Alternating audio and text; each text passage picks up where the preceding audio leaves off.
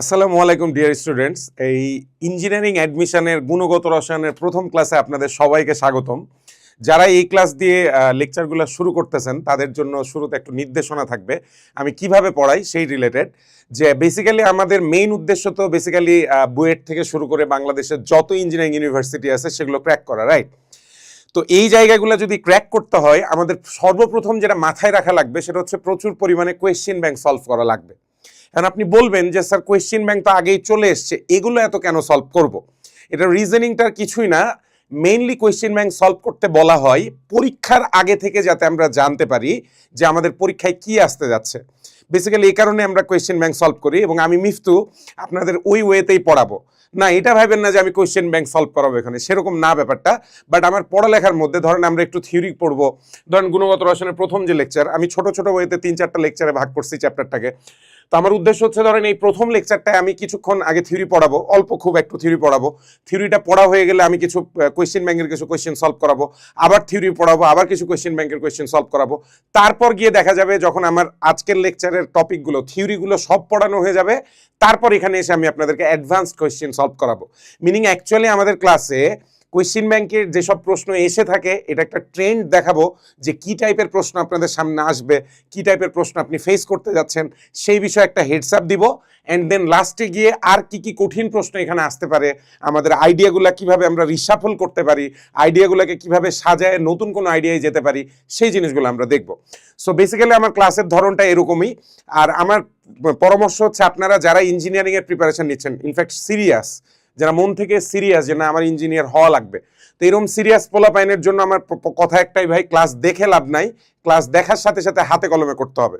আমি হয়তো ক্লাসে আপনাকে 20-25টা অঙ্ক করাবো, আপনার নিজের উদ্যোগে বইয়ের যত অঙ্ক আছে করে ফেলতে হবে, হাতে কলমে করতে হবে, ওগুলো দেখে গেলে চলবে না।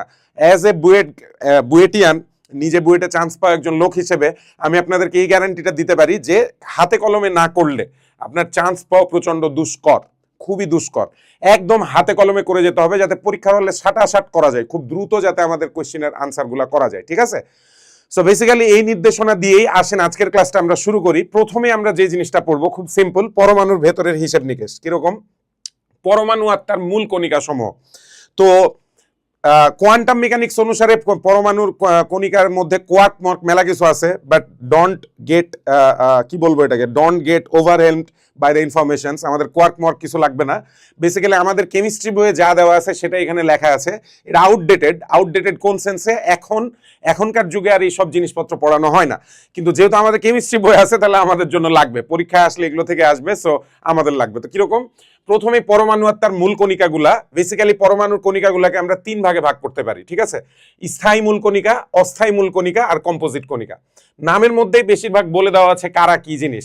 স্থায়ী মূল কণিকা মানে কি, যারা সবসময় স্থায়ী, পরমাণুতে অলওয়েজ পাবেন, যে কোনো পরমাণুর মধ্যে আপনি যাদেরকে পাবেন তারা স্থায়ী মূল কণিকা। কারা এরা? Proton, electron, neutron. এক হাইড্রোজেনে নিউট্রন নাই, মহাবিশ্বের বাকি সকল পরমাণুতে প্রোটন, নিউট্রন, ইলেকট্রন 3টাই আছে, রাইট? তাহলে এ কারণে এদেরকে স্থায়ী বলা হচ্ছে, কারণ যে কোনো পরমাণু ভাঙলে আমরা এদেরকে পাবো, এরা হচ্ছে স্থায়ী। এর পরের মূল কণিকাটার নামের সামনেই বলা আছে অস্থায়ী। যেহেতু অস্থায়ী বলা আছে তার মানে কি, তার মানে এদের সবসময় পাওয়া যায় না পরমাণুর ভেতরে। এমন কিছু কণিকা আছে যারা পরমাণুতে হঠাৎ হঠাৎ উদ্ভূত হয়, আবার হঠাৎ হঠাৎ হারিয়ে যায়, এদেরকে আমরা বলি হচ্ছে অস্থায়ী মূল কণিকা। হুইচ আর দিস, কিছু এক্সাম্পল দেওয়া আছে দেখবেন, neutrino, anti neutrino, graviton, positron, পজিট্রিনো, মেসন, বোসন, পাইন, মিউন ইত্যাদি ইত্যাদি, ঠিক আছে? সো সোজা ভাষায় আপনি স্থায়ী মূল কণিকা মনে রাখবেন, কম্পোজিট কণিকা মনে রাখবেন, ওগুলা বাদ দিলে যারা আছে সবাই অস্থায়ী মূল কণিকা, ঠিক আছে? তো এটা যে আলাদা করে মুখস্থ করতে হবে এমন না, আপনি বাকি 2টা মনে রাখলে এটা অটো মনে হয়ে যাচ্ছে, এটা আলাদা করে মুখস্থ করতে হচ্ছে না। এবার লাস্টের কণিকায় চলে আসি। লাস্টের কণিকার নামটা লেখা composite Kanika. As I said before, যে নামের মধ্যে বলে দেওয়া আছে জিনিসগুলা কি। কম্পোজিট কথাটা, কম্পোজিট, কম্পোজিশন, যে কোনো জায়গায় যখন পাবেন বুঝবেন এটা একটা যৌগিক জিনিস। কম্পোজিট কথাটার মানে যৌগিক। সো কম্পোজিট কণিকা কথাটার বাংলা করলে দাঁড়ায় এটা একটা যৌগিক কণিকা। মিনিং কাদেরকে যৌগিক বলি, যাদেরকে যোগ করে পাওয়া যায়, অন্যভাবে যাদেরকে ভাঙলে একাধিক জিনিসের যোগ পাওয়া যায়। সো যৌগিক কণিকাগুলোর ভেতরে মাল্টিপল জিনিস আছে। ফর এক্সাম্পল উদাহরণ কি দাও, আলফা কণা। আমরা জানি আলফা কণা, আমরা এইচএসসি তে প্রচুর পড়ে এসেছি। আমরা জানি আলফা কণা কথাটার মানে হিলিয়াম নিউক্লিয়াস, এবং এটাকে আমরা কিভাবে লিখি, He2 He24 2+, এমনে He24 2+। সো এটা কেন কম্পোজিট? বিকজ এটার মধ্যে যেমন প্রোটনও আছে তেমনি হচ্ছে নিউট্রনও আছে। এই যে এটাকে ভাঙলে, তার মানে আলফা কণাকে ভাঙলে আমরা প্রোটন নিউট্রন দুইটা আলাদা জিনিস পাচ্ছি, অর্থাৎ প্রোটন নিউট্রন মিলায় আলফা কণা তৈরি, যেটা বলছিলাম যৌগিক, ঠিক আছে। সো কম্পোজিটের মানে যৌগিক। সেম ওয়েতে ডিউটেরন, এটার নাম অনেক শুনবেন, এটা কি জিনিস কোথাও বলা থাকে না, আমি বলে দিচ্ছি। ডিউটেরন কণা হচ্ছে বেসিক্যালি ডিউটেরিয়ামের আয়ন। ডিউটেরিয়াম, আমরা আইসোটপ পড়েছি হাইড্রোজেনের 3টা আইসোটপ, প্রোটিয়াম, ডিউটেরিয়াম, ট্রিটিয়াম। তো এই যে ডিউটেরিয়ামের যে আয়নটা, ডিউটেরিয়াম থেকে আপনি একটা ইলেকট্রন বের করে ফেললে যে অংশটা থাকে, অর্থাৎ এটা যদি আমি এঁকে দেখাই, জিনিসটা কি, হাইড্রোজেন ওপরে প্লাস দিবেন কিন্তু পাশে সাইনটা দিবেন 1 2 মানে ডিউটেরিয়ামের ভর 2, তাই 2 দেওয়া আছে এখানে, ঠিক আছে। সো তাহলে আলফা কণা হচ্ছে হিলিয়াম 2+2 4, ডিউটেরন কণা হচ্ছে H+1 2, ঠিক আছে। সো দিজ আর দ্য পরমাণু অ্যান্ড পরমাণুর মূল কণিকাজ, ঠিক আছে। সো অস্থায়ী মূল কণিকা আলাদা করে মুখস্থ করার কিছু নাই, আপনি মনে রাখবেন স্থায়ী মূল কণিকা হচ্ছে প্রোটন, ইলেকট্রন, নিউট্রন। কম্পোজিট কণিকা হচ্ছে আলফা আর ডিউটেরন। এরা বাদ দিলে যে কণিকাগুলো থাকে সেগুলো সবাই অস্থায়ী কণিকা, আলাদা করে মুখস্থ করার কিছু নাই। ডান, সিম্পল, খুব দ্রুত পার হয়ে যাবে এসব জায়গায়, এগুলোতে বেশি সময় আমরা নষ্ট করব না। বিকজ ইঞ্জিনিয়ারিং মানে, ইঞ্জিনিয়ারিং এর প্রিপারেশন যখন নিচ্ছি, নিজের সময় অনেক ইম্পর্টেন্ট। আমরা কনসাইজ পড়ালেখা দিব, অল্প পড়ায় যাতে বেশি পড়া হয়, মানে ক্লাস করবেন আপনি কম, নিজের প্র্যাকটিসটা বেশি। আবারও আমি বারবার উল্লেখ করে দিচ্ছি জিনিসটা, ক্লাসের সময়ের চেয়ে নিজের প্র্যাকটিসটা বেশি হবে, আদারওয়াইজ আপনি কুলাতে পারবেন না। যে বড় ভাইগুলো আপনার আশেপাশে কোনো বুয়েটিয়ান বড় ভাই যদি থাকে, তাদের পরামর্শ নেওয়ার ট্রাই করবেন। শুধু বুয়েটিয়ানি আমি বলবো না, চুয়েট, কুয়েট এগুলোতে যে ভাইগুলো আছেন, আইইউটিতে যে ভাইগুলো আপনাদের আশপাশে আছেন, যাদেরকে চেনেন আপনি পার্সোনালি, তাদের কাছ থেকে এই পরামর্শগুলো নেবেন, দেখবেন একই কথা বলছে, ক্লাসের চেয়ে নিজের পড়া বেশি ইফেক্টিভ। সো ক্লাস আমরা করবো কি, আমাদের একটা ডিরেকশনের জন্য, যে আমার কি কি পড়া লাগবে, কেমনে পড়া লাগবে, কিভাবে পরীক্ষার পড়া গুছায় পড়বো, কিন্তু এই ডিরেকশনটা নেওয়া মাত্র দৌড় দিয়ে আমরা পড়তে বসে যাব, নিজে নিজে প্রচুর প্র্যাকটিস করব। এটাই হচ্ছে আমাদের একমাত্র সিঁড়ি, ওই যে জায়গাটায় আমরা পৌঁছাতে যাচ্ছি সেই জায়গা, ঠিক আছে। তো চলেন যে আমরা পরের স্লাইডে চলে যাই। পরের স্লাইডে কি লেখা দেখি। এই স্লাইডে এমন কিছুই বলা নাই, এখানে বেসিক্যালি পরমাণুর যে মূল কণিকাগুলো আছে, আমরা যাদের কথা জানলাম, কার কার কথা জানলাম, ইলেকট্রন, প্রোটন এন্ড নিউট্রনস। এই ইলেকট্রন, প্রোটন এবং নিউট্রনের বিভিন্ন ইনফরমেশন দেওয়া আছে, যেমন অ্যাবসোলুট চার্জ নিউট্রনের 0, প্রোটনের +1.6 × 10⁻19 কুলম, ইলেকট্রনের -1.6 × 10⁻19 কুলম। রিলেটিভ চার্জ, আপেক্ষিক চার্জ 0, +1 -1। এবার হচ্ছে ভরগুলা দেওয়া, এগুলো সব দেওয়া আছে হচ্ছে কেজিতে, পাশে এককটা, ও আচ্ছা ওপরে কেজি লেখা আছে, আচ্ছা ঠিক আছে। রিলেটিভ ম্যাসও এখানে দেওয়া আছে, আপেক্ষিক ভরও দেওয়া আছে। এগুলো জেনারেল ইনফরমেশন, এমসিকিউতে আসার জন্য। এমনি ইঞ্জিনিয়ারিং আসার চান্স কম, স্টিল চলে আসতে পারে। চলে আসলে তো আপনার অভিযোগ করার কোনো জায়গা থাকবে না। সো অবভিয়াসলি আপনাদেরকে এগুলো মনে রাখতে হবে, ঠিক আছে। এটা আপনাদের দায়িত্বে ছেড়ে দিলাম। এই জায়গার স্ক্রিনশট নিয়ে খাতা কলমে লিখে রাখতে পারেন, that will do a great job. So চলেন যাই আমরা পরের স্লাইডটা দেখি। আমাদের নর্মাল পড়ালেখা শেষ নাও। এবার আমরা যেটা পড়বো, লেখা আছে নিচের কোনটি মিথ্যা। ক্যালসিয়াম এবং ক্যালসিয়াম 2+ এর প্রোটন সংখ্যা সমান, এটা সত্য কথা। অক্সিজেন অণুতে 2টি সমযোজী বন্ধন আছে, এটাও সত্য। অক্সিজেন ডাবল বন্ড আছে, অক্সিজেনের গঠন আঁকলে অক্সিজেন ডাবল বন্ড পাবেন। ইনশাল্লাহ আমরা থার্ড চ্যাপ্টারে কিভাবে অণু সহজে আঁকা যায়, অণুর গঠন, স্ট্রাকচার, এগুলো কিভাবে সহজে আঁকা যায়, সেই জিনিসগুলো আমি আপনাদেরকে দেখাবো। সি, Fe2+ ও Fe3+ আয়নে সমান সংখ্যক ইলেকট্রন আছে, এটা হচ্ছে ভুল কথা, এটা মিথ্যা কথা। Fe2+ আয়নে আয়রন থেকে 2টা ইলেকট্রন কম, Fe3+ আয়নে আয়রন থেকে 3টা ইলেকট্রন কম। সোজা ভাষায় Fe2+ এ বেশি ইলেকট্রন আছে, Fe3+ এ কম ইলেকট্রন আছে। সো এইটা হচ্ছে মিথ্যা কথা, যে Fe2+ আর Fe3+ আয়নে সমান সংখ্যক ইলেকট্রন আছে। ডান। চলেন যাই অন্য আরেকটা স্লাইডে যাই। পি মৌলের পারমাণবিক ভর 31 এবং পারমাণবিক সংখ্যা 15 হলে মৌলটির নিউক্লিয়াসের মধ্যে কয়টি নিউট্রন আছে। একদম বাচ্চা লেভেলের প্রশ্ন, দেখতেই পাচ্ছেন যে আমাদের পারমাণবিক ভর 32 দেওয়া, পারমাণবিক সংখ্যা দেওয়া 15। আমরা জানি পারমাণবিক সংখ্যা মানে প্রোটন, পারমাণবিক ভর মানে proton plus neutron. So proton plus neutron মিলায় হচ্ছে 31, যেখানে প্রোটনের পরিমাণ বলা আছে কত, পারমাণবিক সংখ্যা বলা আছে 15। তাহলে 15 + n = 31। একদম বাচ্চা লেভেলের প্রশ্ন। কোয়েশ্চেনটা আমি দিয়েছি একটা কারণে, এত সোজা প্রশ্ন হওয়ার পরে এখানে ইঞ্জিনিয়ারিং ক্লাসে কেন এটা দিয়েছি, এটা দেওয়ার রিজনটা একটা, আপনাদেরকে একটা জিনিস বোঝানো, যে আপনারা যে ভেবে বসে থাকেন অলওয়েজ যে ইঞ্জিনিয়ারিং এর প্রশ্ন মানে খুবই প্রচন্ড কঠিন প্রশ্নই অলওয়েজ আসে, ব্যাপারটা এমন না। এরকম সোজা প্রশ্ন আসে। আমি দাবি করছি না যে ইঞ্জিনিয়ারিং এ এমন সোজা প্রশ্নই আসে, no, I didn't demand that. আমি জাস্ট বলতে চাচ্ছি যে এমন প্রশ্ন আসে, এগুলোকে ওভারলুক করবেন না, এগুলো হাতে কলমে করে যাবেন, মানে আপনার যোগ বিয়োগ যাতে খুব দ্রুত হয়। লাইক আমি এখানে ভেঙে করলাম, কেন আমি ভেঙে করেছি, কারণ প্রথম অবস্থায় আছি আমি, প্রথমে আপনাদেরকে বুঝাইতে চাইলাম যে কেমনে করে, এটা ভেঙে দেখাচ্ছি। কিন্তু ভাই আপনি আপনার 3 মাসের প্রিপারেশন শেষে যেমন এটা দেখা মাত্র কিচ্ছু চিন্তা করা লাগবে না, ডিরেক্ট যেন 31 থেকে 15 বাদ দিতে পারেন, এবং ক্যালকুলেটারও যেন না লাগে। 31 থেকে 15 বাদ দিলে 16 হয়। আমি এই প্র্যাকটিসটা করতে বলছি, হাতে কলমে এই কারণে করার কথা বলছি যে হাতে কলমে আমরা যত করব এগুলো তত দ্রুত পারার চান্স বেড়ে যাবে। দ্রুত পারা লাগবে ভাই। আপনাকে আপনার অ্যাডমিশনের টাইমটা, অ্যাডমিশনের যে এক্সামটা, এটা শুধু আপনি আনসার কতটুকু করছেন এটার চেয়ে বড় ব্যাপার কত অল্প সময়ে কত বেশি আনসার করতে পারছেন। 3 ঘন্টা বা 2 ঘন্টার যে পরীক্ষা নিবে এই পরীক্ষাগুলোয় সময় অত্যন্ত কম, অনেক কিছু আনসার করা লাগবে। দ্যাটস ওয়াই হাতে কলমে প্র্যাকটিস করা ছাড়া এটা অ্যাচিভ করা প্রচন্ড কঠিন। সো এরকম সহজ সহজ প্রশ্ন আমি দিলে এগুলো দিয়ে অবাক হয়েন না। এটার রিজনটা হচ্ছে শুধু সহজ প্রশ্ন দেখানো না, এটা রিজনটা হচ্ছে এগুলো তাড়াতাড়ি করতে পারার ক্ষমতা অর্জন। ঠিক আছে, সো চলেন যাই পরের স্লাইডে যাই। আর কি বলা হচ্ছে, এখানে কোনো কোয়েশ্চেন আছে নাকি? আসো না, এখানে সিম্পল একটা জিনিসপত্র দেওয়া আছে, ইলেকট্রন, নিউক্লিয়ন্স ও চার্জ।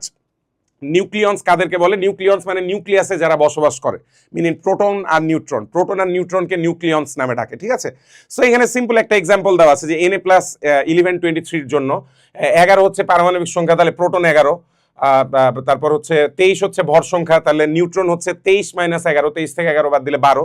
অলরাইট, এখন আধান দেখা যাচ্ছে চার্জ হচ্ছে +1, চার্জ হচ্ছে +1, তার মানে একটা ইলেকট্রন কমে গেছে, অর্থাৎ প্রোটনের চেয়ে ইলেকট্রন একটা কম, দ্যাটস ওয়াই ইলেকট্রন হচ্ছে 10 লেখা আছে। ঠিক আছে, এখানে বেশ কিছু এক্সাম্পল দেওয়া আছে, এটা শুধু দেখানোর জন্যই, নাথিং এলস। এগুলো নিয়ে টেনশন করেন না, আমি স্লাইডেও বেশিক্ষণ থাকবো না, সিম্পলি এগুলো পড়ানোর একটা অংশ যে এগুলো আসতে পারে পরীক্ষায়, খেয়াল রেখে। ঠিক আছে, ডান, আমরা এখানে থাকবো না, চলেন পরের স্লাইডে যাই।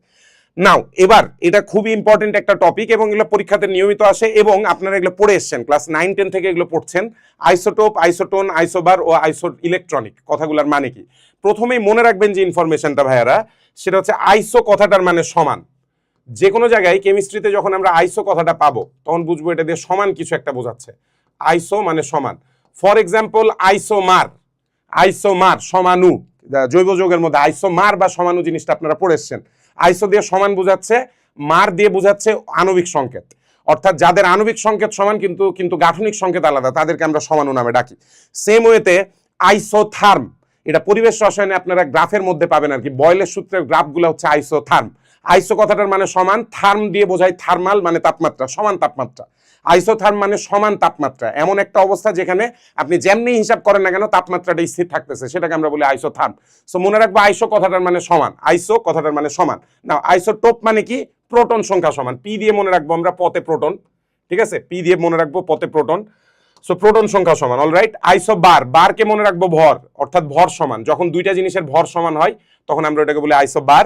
আইসোটোন লাস্টে ন দিয়ে মনে রাখবো নিউট্রন সংখ্যা সমান, নিউট্রন সংখ্যা সমান। আইসো ইলেকট্রনিক, ইলেকট্রনিক দিয়ে মনে রাখবো ইলেকট্রন সংখ্যা সমান। তাহলে আরেকবার রিপিট করছি, খুব দ্রুত এগুলো পার হতে হবে, যেটা আপনাদের আগে বলছি আমি খুব দ্রুত কথা বলার কারণটা এটা, এগুলো তাড়াতাড়ি পার হইতে হবে ভাই, আমাদের কঠিন জিনিসের মধ্যে যাইতে হবে ধীরে ধীরে, ওগুলোতে আমরা একটু সময় বেশি দিব, এগুলোতে সময় তাড়াতাড়ি পার করবো। নাও তাহলে আইসোটোপে পি আছে প্রোটন সমান, আইসোবারে বার আছে ভর সমান, আইসো টোনে ন আছে নিউট্রন সমান, আইসো ইলেকট্রনে ইলেকট্রন আছে ইলেকট্রন সংখ্যা সমান। ঠিক আছে, এই চারটা মনে থাকলেই হবে। নাও কনসেপ্ট ওয়াইজ আমরা যদি কম্পেয়ার করি, এখানে দেখি আয়রনের আর নিকেলের দুইটা পরমাণুর জোট দেওয়া আছে।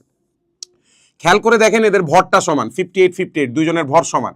যেহেতু দুইজনের ভর সমান, দিজ আর আইসোবার, এরা দুইজন হচ্ছে আইসোবার। পরীক্ষা আসতে পারে নিচের কোন জোড়াটি আইসোবার, নিচের কোন জোড়াটি আইসোবার, যাদের ভর সমান আপনি ওই জোড়াটা এমসিকিউ এর মধ্যে সিলেক্ট করবেন। এর পরের প্রশ্নটা দেখি 23-11-24-12, দেখে তো মনে হচ্ছে টোন। ইয়েস, আপনি যদি সোডিয়ামের নিউট্রন বের করেন, আসেন আমরা আরেকটা কালার দিয়ে এটা করি, নাহলে বুঝতে কষ্ট হয়ে যাবে। লেটস সে সোডিয়ামের জন্য আমি নিউট্রন বের করতে যাচ্ছি। সোডিয়ামের নিউট্রন 23 থেকে 11 বাদ দিলে হয় 12। ম্যাগনেসিয়ামের নিউট্রন 24 থেকে 12 বাদ দিলে হয় 12। তাহলে দেখা যাচ্ছে সোডিয়াম এবং ম্যাগনেসিয়াম দুইজনেরই নিউট্রন সংখ্যা সমান। নিউট্রন সংখ্যা সমান হলে আমরা ওদেরকে বলি আইসোটোন। সো এটার পাশে লিখলাম আইসোটোন, আইসোটোন, ভালো কথা। এরপরে কি চলে এসছে দেখি, অক্সিজেন 16-8, নাইট্রোজেন 15-7, কার্বন 14-6, 16 থেকে 8 বাদ দিলে 8, 15 থেকে 7 বাদ দিলে 8, 14 থেকে 6 বাদ দিলে 8, এগুলোরও নিউট্রন সমান। এই প্রত্যেকটাই তিনজনেরই আপনি যদি হিসাব করেন, তিনজনের ক্ষেত্রে হিসাব করলে পাবেন এদের সবারই হচ্ছে নিউট্রন আছে 8টা করে, নিউট্রন আছে 8টা করে। তার মানে এরাও এই তিনজনের যে যে যে যে কাপল বলবো, তিনজনের যে সেটটা, এই সেটগুলাও একে অন্যের আইসোটোন, আইসোটোন। ঠিক আছে, ডান, এটাও গেল। এর পরের প্রশ্নে যদি চলে যাই, কার্বন 6, দেখা যাচ্ছে সবারই প্রোটন নাম্বার সমান দেখা যাচ্ছে এখানে। যেহেতু সবার প্রোটন নাম্বার সমান, আমরা এদের বিষয়ে বলে দিতে পারি these are isotopes, isotope, these are isotope. Done, আইসোটোপও ডান হয়ে গেল। এরপরের ইতে চলে যাই, লাস্টে Na+, F-, Na+, বলার মানে ইলেকট্রন 10টা, সোডিয়ামে ইলেকট্রন 11টা প্লাস বলার মানে একটা কমে গেছে 10টা। এফ মাইনাস মানেও ইলেকট্রন 10টা। কিভাবে? এফ ফ্লোরিনে আছে 9টা ইলেকট্রন, পারমাণবিক সংখ্যা 9টা ইলেকট্রন, মাইনাস বলার অর্থ একটা এক্সট্রা ইলেকট্রন এসছে, 9 এর একে 10। ম্যাগনেসিয়াম 2+, নরমালি ম্যাগনেসিয়ামে থাকে 12টা ইলেকট্রন, 2+ বলার মানে 2টা ইলেকট্রন এখান থেকে চলে গেছে, তাহলে ম্যাগনেসিয়াম 2+ এর মধ্যে ইলেকট্রন আছে কয়টা? 10টা। তাহলে এখানে দেখতে পাচ্ছি সবার মধ্যেই যেহেতু ইলেকট্রনের পরিমাণটা সমান, আমরা এখান থেকে পাশে তাহলে দাবি করে ফেলতে পারবো কি? দাবি করতে পারবো এরা হচ্ছে তাহলে আইসো ইলেকট্রনিক।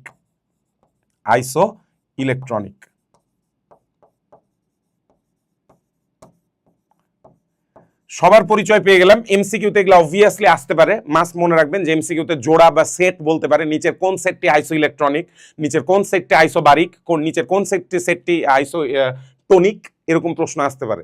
ঠিক আছে, খেয়াল রেখে। তাহলে ডান, এই কনসেপ্টটাও ডান হয়ে গেল। চলেন দেখি আর নতুন কিছু পড়া যায় নাকি। গাণিতিক সমস্যা।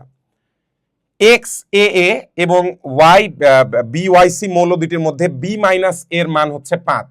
ওয়াই মৌলটি শ্রেণী নির্ণয় করো। হ্যাঁ, B minus A equal to 5, এখানে নিশ্চিতভাবে কোনো কিছু একটা ভুল দেওয়া আছে। B minus A equal to 5, নিশ্চিতভাবে কিছু একটা এখানে ভুল দেওয়া আছে কোশ্চেনের মধ্যে। এ এক্স এ না, এখানে কোনো একটা মান দেওয়া থাকার কথা, কোনো একটা মান দেওয়া থাকার কথা এখানে, আদারওয়াইজ কেমনে বের করবো? B minus A equal to 5। দুইজনের পারমাণবিক সংখ্যার পার্থক্য হচ্ছে 5।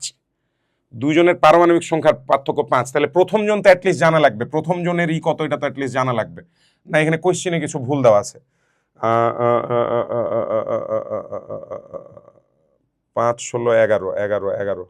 না, এখানে কোশ্চেনে কিছু একটা ভুল দেওয়া আছে। হোয়াট এভার, এখানে কোনো একজনের ইনফরমেশন দেওয়া থাকা লাগবে, আদারওয়াইজ আমাদের এটা বের করার কোনো উপায় নাই। বি মাইনাস এ মানে 5, পারমাণবিক সংখ্যার পার্থক্য হচ্ছে 5। এ এর পারমাণবিক সংখ্যা যত, তার সাথে 5 যোগ করলে আমরা বি এর পারমাণবিক সংখ্যা পেয়ে যাব, সেখান থেকে মৌলটা শ্রেণী নির্ণয় করতে হবে। সো আই গেস কোনো কারণে এটা প্রিন্টিং মিস্টেক হয়েছে, এই জায়গাটা টাইপ করার সময় কোনো একটা ইনফরমেশন ছুটে গেছে। সো ডাজন্ট ম্যাটার, আপনাদের এরকম কোনো প্রশ্ন পেলে বুঝবেন যে বি, এই যে বি হচ্ছে পারমাণবিক সংখ্যা, এ হচ্ছে পারমাণবিক সংখ্যা, বি থেকে এ বাদ দিলে 5 পাওয়া যাচ্ছে, তার মানে এ এর পারমাণবিক সংখ্যা জানা থাকলে আমরা তার সাথে 5 যোগ করে দিলে পাবো বি এর পারমাণবিক সংখ্যা, সেখান থেকে ইলেকট্রন বিন্যাস করলে আপনি মৌলটি শ্রেণী পেয়ে যাবেন। ফর এক্সাম্পল, লেটসে ধরেন, কিভাবে বলি, লেটসে কোনটা ধরবো? ধরে নেন যে এ এর পারমাণবিক সংখ্যা 11, ধরে নেন এ এর পারমাণবিক সংখ্যা 11। হ্যাঁ, ধরে নিলাম আমি যে এ এর জায়গায় বলে দেওয়া কোথাও যে এটা 11, অলরাইট। তাহলে B minus A equal to 5 হওয়ার অর্থ কি? B minus A equal to 5 হওয়ার অর্থ হচ্ছে তার মানে B equal to A plus 5, A এর মান 11 প্লাস 5 ইকুয়াল টু 16। ধরেন এভাবে পেয়ে গেলেন বি এর পারমাণবিক সংখ্যা। 16 পারমাণবিক সংখ্যা মানেই হচ্ছে সালফার এভাবে পেয়ে গেলেন। এবার সালফারের গ্রুপ কত? সালফারের গ্রুপ হচ্ছে 8। এখানে অপশনে নাই 8, কিন্তু আমি বলছি এভাবে আমরা বের করতে পারি। ঠিক আছে, সালফারের গ্রুপ নাম্বার 8 কেন বলছি? সালফারের গ্রুপ নাম্বার 16ই তো, ঠিকই, 8 আবার কেন বলছি? 16, ঠিক আছে, আছে এখানকার অপশনে আছে। সালফারের পারমাণবিক সংখ্যা 16, সালফারের গ্রুপ নাম্বার হচ্ছে 16, আমরা জানি এটা আমি ধরে নিয়ে করছি, এটাই কোশ্চেনে ছিল তা না, কোশ্চেন হয়তো অন্য কোনো কিছু ছিল, আই ডোন্ট নো, কোনো একটা টাইপিং মিস্টেক হয়েছে এই জায়গায়, I am sorry for that, but এইভাবে বের করতে হবে, লজিকটা হচ্ছে এরকম। ঠিক আছে, সো চলেন যাই পরের কোশ্চেনে আমরা যাই, দেখি কি প্রশ্ন বলছে।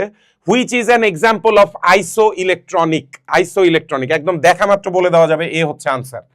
কিভাবে বললাম? অ্যালুমিনিয়াম 3+, অ্যালুমিনিয়ামে আছে 13টা ইলেকট্রন, 3+ বলার মানে হয়ে গেছে 10টা ইলেকট্রন। সেম ওয়েতে অক্সিজেনে আছে 8টা ইলেকট্রন, 2- বলার মানে অক্সিজেনের 8টার সাথে 2টা ইলেকট্রন যোগ করতে হবে, 2- বলার মানে 2টা ইলেকট্রন যোগ হচ্ছে এসে, তাহলে অক্সিজেন মানেও ইলেকট্রন 10। তাহলে which is an example of আইসো ইলেকট্রনিক, দুইজনেরই ইলেকট্রন সংখ্যা সমান, প্রথম অপশনে ডান। ঠিক আছে, সো গেছে, ডান, এটা গেছে। পরের কোশ্চেনে যাই। নিচের মৌলগুলো হতে আইসোটোপ ও আইসোবার আলাদা করো। আইসোটোপ আর আইসোবার, এই যে এই দুইজন হচ্ছে আইসোটোপ, এই দুইজন হচ্ছে আইসোটোপ। কিভাবে বললাম? দুইজনের প্রোটন সংখ্যা সমান, দুইজনেই কার্বন, দেখেন খেয়াল করে, দুইজনেই কার্বন, দুইজনেরই 6 দেওয়া আছে পারমাণবিক সংখ্যা, সো পারমাণবিক সংখ্যা সমান, প্রোটন সমান। আইসোবার, ভর সমান করতে হবে, ভর সমান কার? 40 40 40, এই তিনজন, এই যে এই তিনজন, আমি এগুলোকে এক কালারে দেখাচ্ছি, এই যে এই তিনজন। আইসোবার মানে ভর সমান, তাহলে এই তিনজনের ভর সমান, সো আমি লিখে দিচ্ছি আইসোবার কারা কারা। আইসোবার হচ্ছে ক্যালসিয়াম 2040, এ বেটা, তারপর হচ্ছে পটাশিয়াম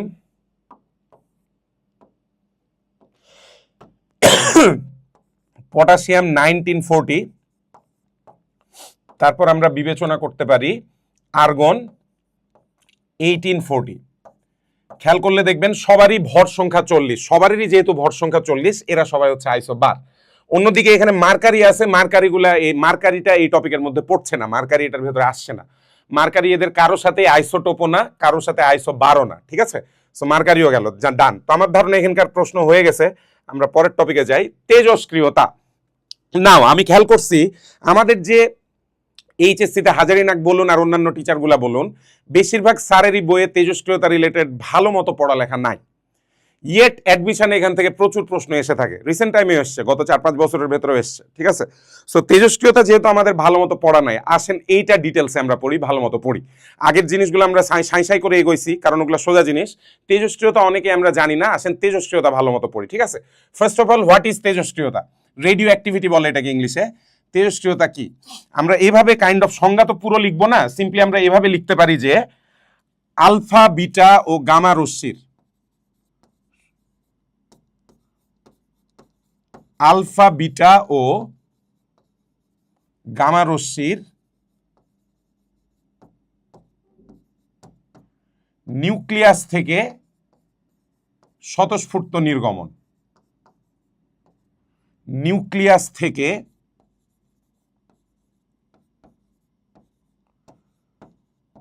স্বতঃস্ফূর্ত নির্গমন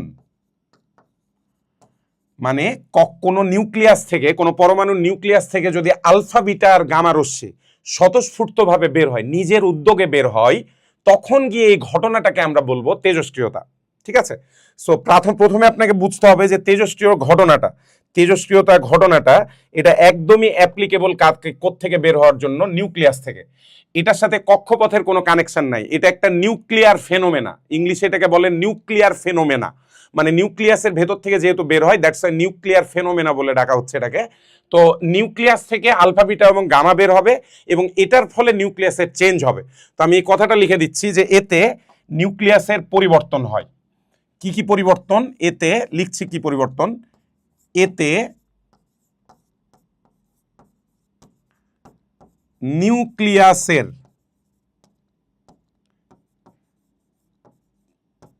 পরিবর্তন হয়। কি টাইপের পরিবর্তন হয়? পাশে আমি লিখে দিচ্ছি, প্রোটন, নিউট্রন, অর্থাৎ ভরের। প্রোটন, নিউট্রন অথবা ভর, এই দুইটা জিনিস চেঞ্জ হয়ে যেতে পারে। একটা নিউক্লিয়াসের প্রোটন বা নিউট্রন আগে যা ছিল সেটা চেঞ্জ হয়ে যেতে পারে, এটা আমরা মনে রাখবো নিউক্লিয়াসের ক্ষেত্রে, ঠিক আছে? এমন হইতে পারে প্রোটন চেঞ্জ হওয়ার মানে পরমাণুটাই চেঞ্জ হয়ে যাবে, নিউট্রন চেঞ্জ হওয়া মানে ভর চেঞ্জ হয়ে যাবে, প্রোটন চেঞ্জ হলে ভর চেঞ্জ হবে। So how does this happen? আমরা যদি একটু আইডেন্টিফাই করি কাদের ক্ষেত্রে এরকম পাবো, ফর এক্সাম্পল আলফা নির্গমন, লেটস সে আলফা নির্গমন, ঠিক আছে? আলফা নির্গমন, লেটস সে আমি থোরিয়াম নিলাম, ধরেন আমি থোরিয়াম পরমাণুটাকে নিলাম, অথবা লেটস সে রেডন নিলাম, ঠিক আছে? রেডন হচ্ছে আমার যদ্দূর মনে পড়ে 86, লেটস সে এটার ভর হচ্ছে লেটস সে কত বলবো, 4 4 4 8 কমবে ওখান থেকে, লেটস সে 222 ধরলাম ভর। কোন একটা আইসোটোপ রেডনের 280 বা 22 আছে, সমস্যা নাই। রেডন থেকে যখন আলফা বের হয়ে যাবে, আলফা বের হওয়া মানেই বুঝবেন হিলিয়াম 2+24 এখান থেকে বের হয়ে যাচ্ছে, এটা নিউক্লিয়াস থেকে হিলিয়াম পরমাণু নিউক্লিয়াস বের হয়ে যাচ্ছে। তাহলে আপনার কাজটা কি হবে? যেই জিনিসটাই তৈরি হোক, ওটাকে আপনি চেনেন না, ওটাকে আপনার চেনাও লাগবে না, কি জিনিস এটা আপনার চেনা লাগছে না। আমি ধরে নিলাম যে জিনিসটা তৈরি হচ্ছে সেটার সিম্বল হচ্ছে এক্স, সেটার প্রতীক হচ্ছে এক্স। আমরা ওটার ভর এবং কি বলবো ওটাকে, নিউক্লিয়াসের প্রোটন কয়টা, এটা কিভাবে বের করবো?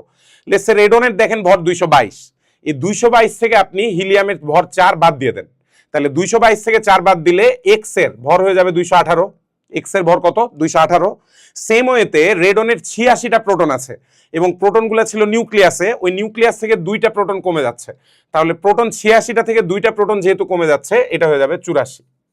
সো এইভাবে আমরা হিসাব করতে পারি, খুবই সিম্পল হিসাব। কোন একটা পরমাণু থেকে আপনি যখন হিলিয়াম বাদ দিয়ে দিবেন, আপনার কি কি বাদ দিতে হবে? প্রোটন 2টা বাদ দিতে হবে, কি বলে যে ভর বাদ দিতে হবে 4টা, ঠিক আছে? ভর বাদ দিতে হবে 4টা। ধরেন এভাবে বলা হলো, এরকম আমরা একটা প্রশ্ন বানায় করতে পারি যে কোন পরমাণু থেকে কোনো পরমাণু থেকে আলফা বিকিরিত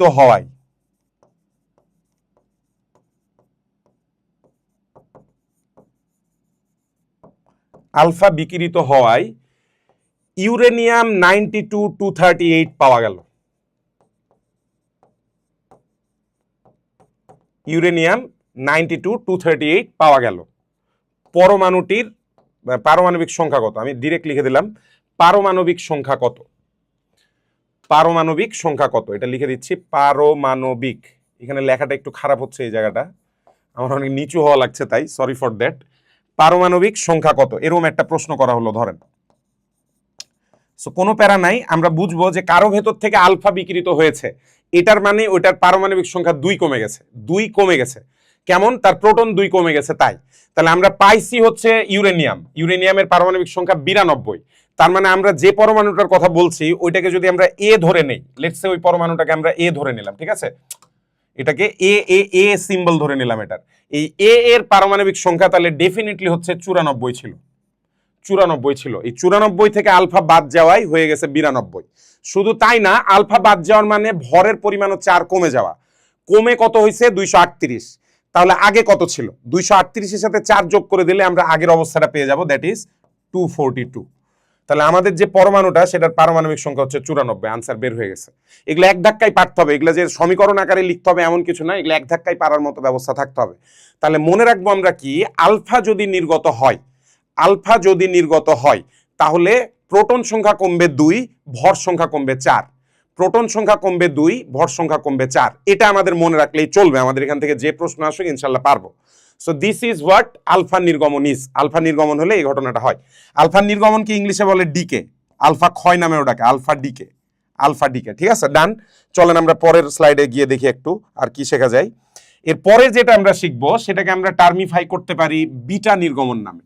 বিটাকে এভাবে লেখে, বিটা ডিকে লিখলাম আমি, ইংলিশে ডিকে নামেও ডাকে তো, বা বিটা নির্গমন, বিটা বিকিরণ নামেও ডাকতে পারেন, ভালো কথা।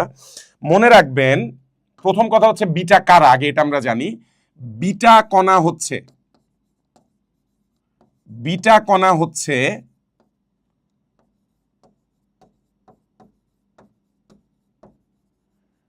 নিউক্লিয়াস থেকে নির্গত দ্রুত গতি সম্পন্ন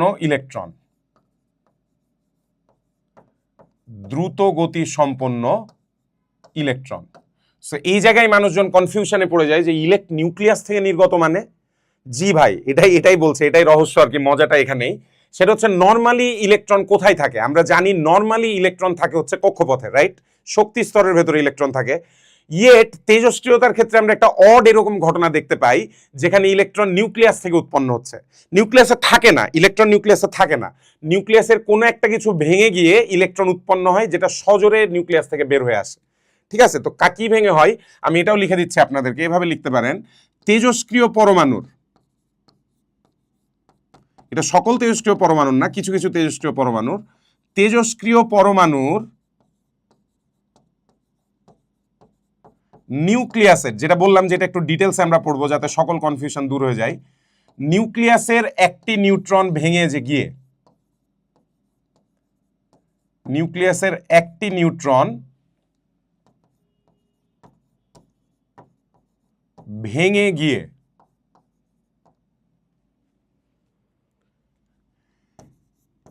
একটি প্রোটন ও একটি ইলেকট্রন উৎপন্ন হয়। এই যে রহস্যময় ব্যাপারটা এখানে লুকায় আছে। অনেক তেজস্ক্রিয় মৌল আছে যাদের নিউক্লিয়াসের যে নিউট্রনটা, এই নিউট্রনটা ভেঙে গিয়ে একটা প্রোটন আর একটা ইলেকট্রন তৈরি হয়। ঠিক আছে, সো যেহেতু প্রোটন তৈরি হয়েছে, প্রোটনটা থেকে যাবে নিউক্লিয়াসে আর ইলেকট্রনটা বেরিয়ে চলে আসবে বিটা কণা রূপে। এটাই আমরা লিখবো এখন যে প্রোটন, পি লিখে রাখলাম, পি নিউক্লিয়াসে থেকে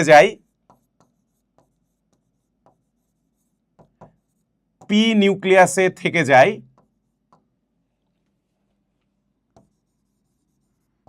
এবং ইলেকট্রন বিটা রশ্মি হিসেবে বেরিয়ে আসে।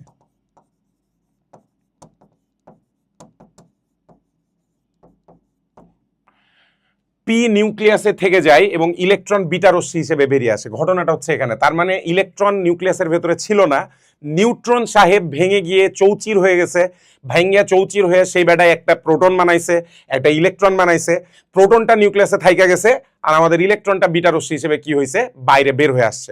এখন খেয়াল করবেন, প্রোটন যেহেতু নিউক্লিয়াসে থেকে গেছে, এখানে আমরা দাবি করলাম যে প্রোটন নিউক্লিয়াসে থেকে গেছে, তাই না? যেহেতু প্রোটন নিউক্লিয়াসে থেকে গেছে, এই লাস্টে আমাদের ফলাফল দাঁড়াবে তাই, সুতরাং তাই, যেমনি ইচ্ছা লেখেন, তাই পরমাণুর পারমাণবিক সংখ্যা বৃদ্ধি পায়, তাই পরমাণুর পারমাণবিক সংখ্যা বৃদ্ধি পায়। এটা কিভাবে বলে দিলাম খেয়াল করেন, আমরা আগের লাইনে লিখলাম যে প্রোটন নিউক্লিয়াসে থেকে যায়, এই যে নিউট্রন থেকে যে প্রোটন তৈরি হলো, আগে তো প্রোটনটা ছিল না, তাই না? নতুন করে একটা প্রোটন তৈরি হয়েছে, ওই নতুন করে যে প্রোটনটা তৈরি হয়েছে সেটা নিউক্লিয়াসে থেকে যাবে, আর থেকে যাওয়ার কারণে আগে যতগুলা প্রোটন ছিল তার চেয়ে একটা প্রোটন বেড়ে যাবে। তার মানে বিটা রশ্মি নির্গত হলে প্রোটন বেড়ে যাবে, ঠিক আছে? ভরের কোনো চেঞ্জ আসবে না। কেমনে আমরা আসেন দেখি জিনিসটা। ফর একটা এক্সাম্পল দেখাই। ধরেন কার্বন, লেটস সে কার্বনের জন্য হিসাব করি, লেটস সে কার্বন 614, কার্বনের 614 যে আইসোটপ, ওর মধ্যে থেকে একটা বিটা কণা বের হয়ে গেল। খেয়াল করবেন বিটাকে কেমনে লিখছি, বিটার চার্জ হচ্ছে -1, ওই যে প্রোটন মানে বিটা, তাহলে বিটার চার্জ -1, বিটার কোনো ভর নাই, 0। আপনি এটা করবেন কি, সিম্পল হিসাব। আপনি খেয়াল করেন, আমি বললাম প্রোটনের সংখ্যা বেড়ে যাবে, একটা প্রোটনের সংখ্যা বেড়ে যাবে, পারমাণবিক সংখ্যা বেড়ে যাবে, তাহলে ছিল 6, নতুন যে মৌলটা সেই মৌলের পারমাণবিক সংখ্যা হয়ে যাবে 7, ছিল 6 হয়ে যাবে 7।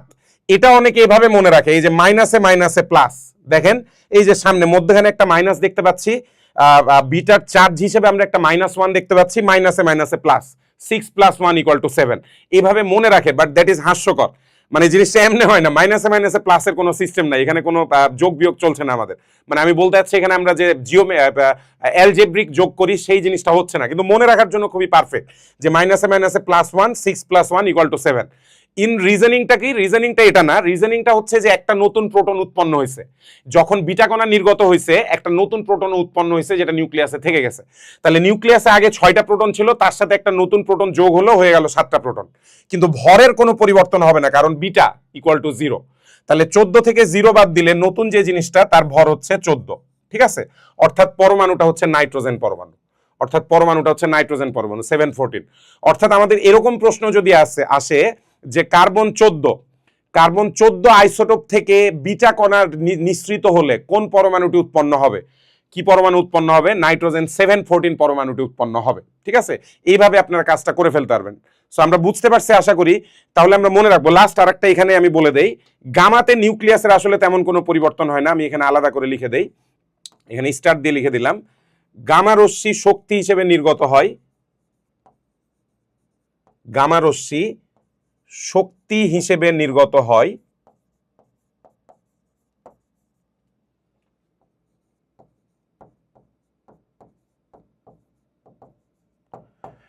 নিউক্লিয়াসের পরিবর্তন হয় না। অর্থাৎ গামা বাইর হলে আমাদের কোনো টেনশন নাই, বাকি দুইটা নিয়ে টেনশন। নিউক্লিয়াসের পরিবর্তন হয় না, এটা মনে রাখবো, ঠিক আছে? সো ডান। তাহলে আমরা একটু রিভিউ করি, আমরা কি পড়লাম। আমরা পড়লাম যে কারো ভেতর থেকে, কারো নিউক্লিয়াস থেকে যখন আলফা বেরিয়ে যাবে, আলফা বেরোনোর মানে দুইটা প্রোটন বের হওয়া, ভর 4 কমে যাওয়া, দুইটা প্রোটন কমে যাওয়া, ভর 4 কমে যাওয়া। আর বিটা মানে আমরা জানলাম প্রোটন একটা বেড়ে যাবে, বাকি আর কিছু চেঞ্জ হবে না। খেয়াল করে দেখেন, ভর 14 ছিল, এখনো ভর 14 আছে, চেঞ্জ হয় নাই। প্রোটন 6টা ছিল, হয়ে গেছে 7। তাহলে আমাদের খুব দ্রুত যদি আনসারগুলো করা লাগে, পরীক্ষায় যদি আসে খুব তো দ্রুত করা লাগবে, এত তো লজিক চিন্তা করবো না। সিম্পলি মনে রাখবো আমরা, বিটা বের হলে শুধু প্রোটন একটা বাড়বে, আর কোনো চেঞ্জ নাই। বিটা বের হলে শুধু একটা প্রোটন বেড়ে যাবে, পারমাণবিক সংখ্যা বেড়ে যাবে। আলফা বের হলে প্রোটন 2টা কমবে, ভর 4টা কমবে, প্রোটন 2টা কমবে, ভর 4টা কমবে, ঠিক আছে? এই ইনফরমেশনগুলো মাথায় রেখে আসেন আমরা তাহলে এখানকার পরীক্ষায় কি এসছে এই প্রবলেমগুলো সলভ করি, তাহলে ইনশাল্লাহ বুঝে যাব পরীক্ষায় কি টাইপের প্রশ্ন আসতে পারে। তাহলে আমরা একটা হেডস আপ পাবো আগে থেকে, পরীক্ষায় যাওয়ার আগে আমরা মোটামুটি নিশ্চিত থাকবো যে আচ্ছা তেজস্ক্রিয়তা থেকে যদি প্রশ্ন দেয় ইনশাল্লাহ পারা যাবে, কারণ আমি এগুলো অনেকগুলো প্র্যাকটিস করে আসছি পরীক্ষায় যেগুলো আসে। সো চলেন যাই দেখি পরীক্ষায় কেমন প্রশ্ন আসছে। বুয়েট 12-13 একটা প্রশ্ন বলছে যদি ইউরেনিয়ামের ভর 238 এবং পারমাণবিক সংখ্যা 92 হয় তাহলে এখান থেকে একটি আলফা কণা নির্গত হয়, উৎপাদিত মৌলের ভর ও পারমাণবিক সংখ্যা যথাক্রমে। মুখোমুখি করে ফেলবো। আলফা কণা নির্গমনের কথা বলছে, আমি তো বললাম কি আলফা কণা বের হওয়া মানে প্রোটন 2টা কমে যাওয়া, ছিল 92, প্রোটন হয়ে যাবে 90টা, তাহলে পি ইকুয়াল টু হয়ে যাবে 90। আর ভর কমে যাবে 4 বলেছি, ভর ছিল 238, এখন ভর সংখ্যা হয়ে যাবে 238 থেকে 4 বাদ দিলে 234। থোরিয়াম, এই পরমাণুটার নাম হচ্ছে থোরিয়াম 9235 দেখি কোথায় আছে, 234, সরি, এই যে এ হচ্ছে আমাদের আনসার 234 and 90। বুঝতে পারছি আশা করি, খুবই সিম্পল, মনে রাখলেই এত ক্যালকুলেটরও লাগবে না, ডিরেক্ট এটা দেখে দেখে আমরা আনসার ইনশাল্লাহ করে ফেলতে পারবো। ঠিক আছে, টেনশন নেবেন না, এগুলো নিয়ে টেনশন নেওয়া যাবে না। বুয়েটের প্রশ্ন মানে এগুলো কি মানে বুঝতে পারছেন, বুয়েটের এরকম প্রশ্ন আসছে মানে এগুলো আমাদের জন্য ইম্পর্টেন্ট। এটা হচ্ছে আপনার এখানকার টেকঅ্যাওয়ে, এখান থেকে যা বুঝলেন। কুয়েটের একটা প্রশ্ন, ম্যাগনেসিয়াম 1224 থেকে ইমিশন লেখা আছে, হ্যাঁ ইমিশন বিটারে, এক্স থেকে ইমিশন আলফারে, তাহলে খুব দ্রুত বের করার ট্রাই করি আসেন। বিটারে বের হয়েছে, বিটারে বের হইলে প্রোটন বাড়বে, অন্য কোনো কিছু চেঞ্জ হবে না, তাহলে ভর থাকলো 24, প্রোটন হয়ে গেল 13টা, 12 জায়গায় হয়ে গেল 13, তার মানে এটা অ্যালুমিনিয়াম। এবার অ্যালুমিনিয়াম থেকে ইমিশন হচ্ছে আলফারের, আলফা কমে যাওয়া মানে 2 প্রোটন কমে যাওয়া, ভর 4 কমে যাওয়া, তাহলে 13 থেকে 2 যদি কমে যায়, প্রোটন হয়ে গেল 11টা, ভর 24 থেকে 4 কমে গেলে হয়ে গেল 20, 11-20 মানে সোডিয়াম 11-20। কোথায়, এই যে ডি হচ্ছে আমাদের আনসার, সোডিয়াম 11-20। আশা করি বুঝতে পেরেছি জিনিসটা, খুব দ্রুত করার ওয়েটা আশা করি বুঝতে পেরেছি কেমনে করলাম। ঠিক আছে, আরো কোয়েশ্চেন করবো, আসেন অনেকগুলো প্রশ্ন এখান থেকে ইনশাল্লাহ পড়ে ফেলবো, চলেন যাই দেখি। নিম্নের নিউক্লিয়ার বিক্রিয়া থেকে এস বের করো, এস বের করতে হবে, প্রত্যেকটা বের করার দরকার নাই, আপনি খেয়াল করে দেখেন কয়টা আলফা বের হয়েছে, খেয়াল করে দেখেন এখানে টোটাল 3টা আলফা বের হয়েছে।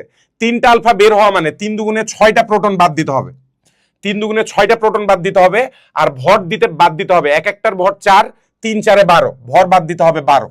ঠিক আছে, তাহলে প্রথমটার ভর ছিল 92 থেকে 6 বাদ দিয়ে দেন, সরি প্রথমটার প্রোটন সংখ্যা ছিল 92 আর প্রথমটার ভর ছিল হচ্ছে 235, 3 বার যদি আলফা বাদ দেন এখান থেকে প্রথমে চলে আসবে 235 থেকে 12 বাদ দিলে আসে 223, ভালো কথা, আর 92 থেকে 6 বাদ দিলে আসে হচ্ছে 86। ঠিক আছে, কিন্তু তাও শেষ না, এখানে আমরা দেখতে পাচ্ছি 2টা বিটা বের হয়েছে, বিটা বের হওয়া মানে প্রোটন বেড়ে যাওয়া, তার মানে 86 সাথে 2টা বিটা বের হওয়া মানে 2টা প্রোটন বেড়ে গেছে 88। আমরা এমন একটা পরমাণু পেয়ে গেছি, এটা হচ্ছে রেডিয়াম হচ্ছে 88, আর ওপরে আসবে হচ্ছে 223। ঠিক আছে, এই যে 88 223, ই অপশন, এই যে আরে 88 223। খেয়াল করেন আমার আলাদা আলাদা করে এটার পরিচয় এটা এগুলো আলাদা করে বের করার কিছু নেই, এগুলোই ট্যাকটিক্স আপনাদেরকে শেখাতে আমি যাচ্ছি, যে আমার টোটাল 3টা আলফা বের হইতে দেখা যাচ্ছে, তাহলে এক ধাক্কায় 6 প্রোটন বাদ দিয়ে দেবো। ইনফ্যাক্ট প্রোটন বের করলেই হয়ে যেত, আমাদের ভরটা বের করার দরকার ছিল না, খালি একটাই 88 আছে। খেয়াল করেন 3টা আলফা মিলায় 6টা প্রোটন -6, 2টা বিটা মিলে +2 প্রোটন, সব মিলে হচ্ছে 4টা -4, 4টা প্রোটন বাদ দিতে হবে, তাহলে 92 থেকে 4টা প্রোটন বাদ দিলে হয় 88। আশা করি বুঝতে পারছি জিনিসটা। ঠিক আছে, সিম্পল কোয়েশ্চেন। এই টাইপের আরো কোয়েশ্চেন আমরা দেখে আসেন। নিম্নের বিক্রিয়া থেকে কিউ বের করো, আবারও 3টা আলফা বাদ দিছে, 2টা বিটা বাদ দিছে, তাহলে 3টা আলফা বাদ দেওয়ার জন্য 6 বাদ দেওয়া লাগবে প্রোটন, আর 2টা বিটা বাদ দেওয়ার সময় নতুন করে 2টা প্রোটন তৈরি হয়েছে, তাহলে টোটাল 4টা কমে গেছে, তাহলে 90 থেকে 4 যদি বাদ দিয়ে আসবে 86, এই যে 86, রেড অন, ডি হচ্ছে আনসার 86। দেখছেন জিনিসটা কত দ্রুত হয়ে যাচ্ছে, আমরা যদি আমাদের কনসেপ্ট ভালো থাকলে না, এই কারণেই খুব দ্রুত এগুলো পেরে যাবো আমরা, এগুলো সবই কিন্তু এসছে বিভিন্ন সময় পরীক্ষায় এসছে, এগুলো পারা লাগবে এগুলো। ডান, চলেন পরের স্লাইডে যাই, দেখি আর কি কি আছে। এরপরে বলছে find the value of x4 from the following nuclear reaction. তাহলে খেয়াল করেন 2টা আলফা বাদ দেওয়া হয়েছে, 2টা আলফা বাদ দেওয়া মানে -4, কিন্তু আবার দেখা যাচ্ছে যে 2টা বিটা তৈরি হচ্ছে, খেয়াল করে দেখেন 2টা বিটা আবার তৈরি হচ্ছে, আরে কি লিখছি, 2টা আলফা বাদ যাচ্ছে, 2টা বিটা বাদ যাচ্ছে, বিটা বাদ দেওয়ার মানে প্রোটন যোগ হওয়া, তাহলে -4 + 2 মানে হচ্ছে -2, তার মানে 92 থেকে 2 বাদ দিলে আসবে থোরিয়াম 90 আনসার হচ্ছে সি হচ্ছে আনসার আমার। এই দেখেন এখানে পারমাণবিক সংখ্যা দিয়ে আনসারটা হয়ে যাচ্ছে, ভরে যাওয়াও লাগতেছে না। 2টা আলফা মানে 4 বাদ যাবে, 2টা বিটা মানে নতুন 2টা প্রোটন যোগ হবে, তাহলে 4টা প্রোটন বাদ যেয়ে 2টা প্রোটন জোড়া লাগবে, তার মানে ইন টোটাল 2টা প্রোটন বাদ যাবে, তাহলে 92 থেকে 2টা প্রোটন বাদ দিলে হয় 90টা প্রোটন, থোরিয়ামে 90টা প্রোটন। ঠিক আছে, সো দ্যাটস ইট, ডান, এটাও গেল। এরপরের কোয়েশ্চেনে চলে যাই। লিথিয়াম 83 ডিকেজ টু 8, এই যে এটা দেওয়া আছে, কোশ্চেন লিখি, what type of decay is that, এটা ডিকেটা কি ধরনের এটা বের করতে বলছে। লিথিয়াম 3.8 থেকে উৎপন্ন হয়েছে বেরিলিয়াম 4.8। তো খেয়াল করে দেখেন ভরের কোনো চেঞ্জ হয় নাই, কিন্তু প্রোটন একটা বেড়ে গেছে। প্রোটন 3টা ছিল, একটা বেড়ে গেছে, তার মানে অবভিয়াসলি এটা থেকে বিটা নির্গমন হয়েছে, বিটা -10, বিটা -10 নির্গমন হয়েছে। এই নির্গমনের ফলে প্রোটনের সংখ্যা বেড়ে গেছে, তাহলে আমাদের আনসার হচ্ছে বেটা। বেটা হচ্ছে আমাদের আনসার, ঠিক আছে। সো গেল what type of decay is this, beta decay. Alright, done. পরের কোশ্চেনে যাই। নিম্নের তেজস্ক্রিয় রশ্মি সময়ের মধ্যে কোনটির চার্জ +2 হবে? Beta, gamma, alpha, X. Alpha রশ্মির চার্জ হচ্ছে +2, এক্স রশ্মির কোনো চার্জ নাই। এক্স রশ্মি, গামা রশ্মির কোনো চার্জ নাই। আলফা রশ্মির চার্জ হচ্ছে +2, বিটা রশ্মির চার্জ হচ্ছে -1, বিটা রশ্মির চার্জ হচ্ছে -1। বাকিদের কোনো চার্জ নাই, এটাও জিরো, এটাও জিরো, এটাও জিরো, এটাও জিরো, ঠিক আছে। সো ডান, এই কোশ্চেনও গেল। দেখি আর কোনো কোশ্চেন আছে কিনা। নিম্নের বিক্রিয়াগুলি সম্পন্ন করো। আসেন সম্পন্ন করি। এখানে ফাঁকা রেখে দেওয়া হয়েছে। দুইজনকে জোড়া লাগানোর ফলে একটা অক্সিজেন তৈরি হয়েছে, প্লাস দিয়ে ফাঁকা রাখা আছে। তাহলে আগে খেয়াল করি টোটাল ভর কত, 14 আর 4 যোগ করেন, 14 আর 4 হবে 18। 18-র মধ্যে 17 অক্সিজেনের পাশে লেখা, তার মানে যে জিনিসটাই বাকি আছে সেটার ভর হচ্ছে 1। 14 আর 4 18, 17 আর 1 18, ভালো কথা। 7 আর 2 9, এখানে আছে 8। 8 যেহেতু লেখা আছে, তাহলে এখানে 9 থেকে 8 বাদ দিলে থাকে 1। তাহলে এমন জিনিস তৈরি হচ্ছে যার পারমাণবিক সংখ্যা 1, ভরও 1, পারমাণবিক সংখ্যা 1, তার মানে এটা হচ্ছে হাইড্রোজেন। তাহলে এখানে নাইট্রোজেন আর হিলিয়াম যোগ হয়ে অক্সিজেন আর হাইড্রোজেন তৈরি হলো, ভালো কথা। কেমনে করছে আশা করি বুঝছি।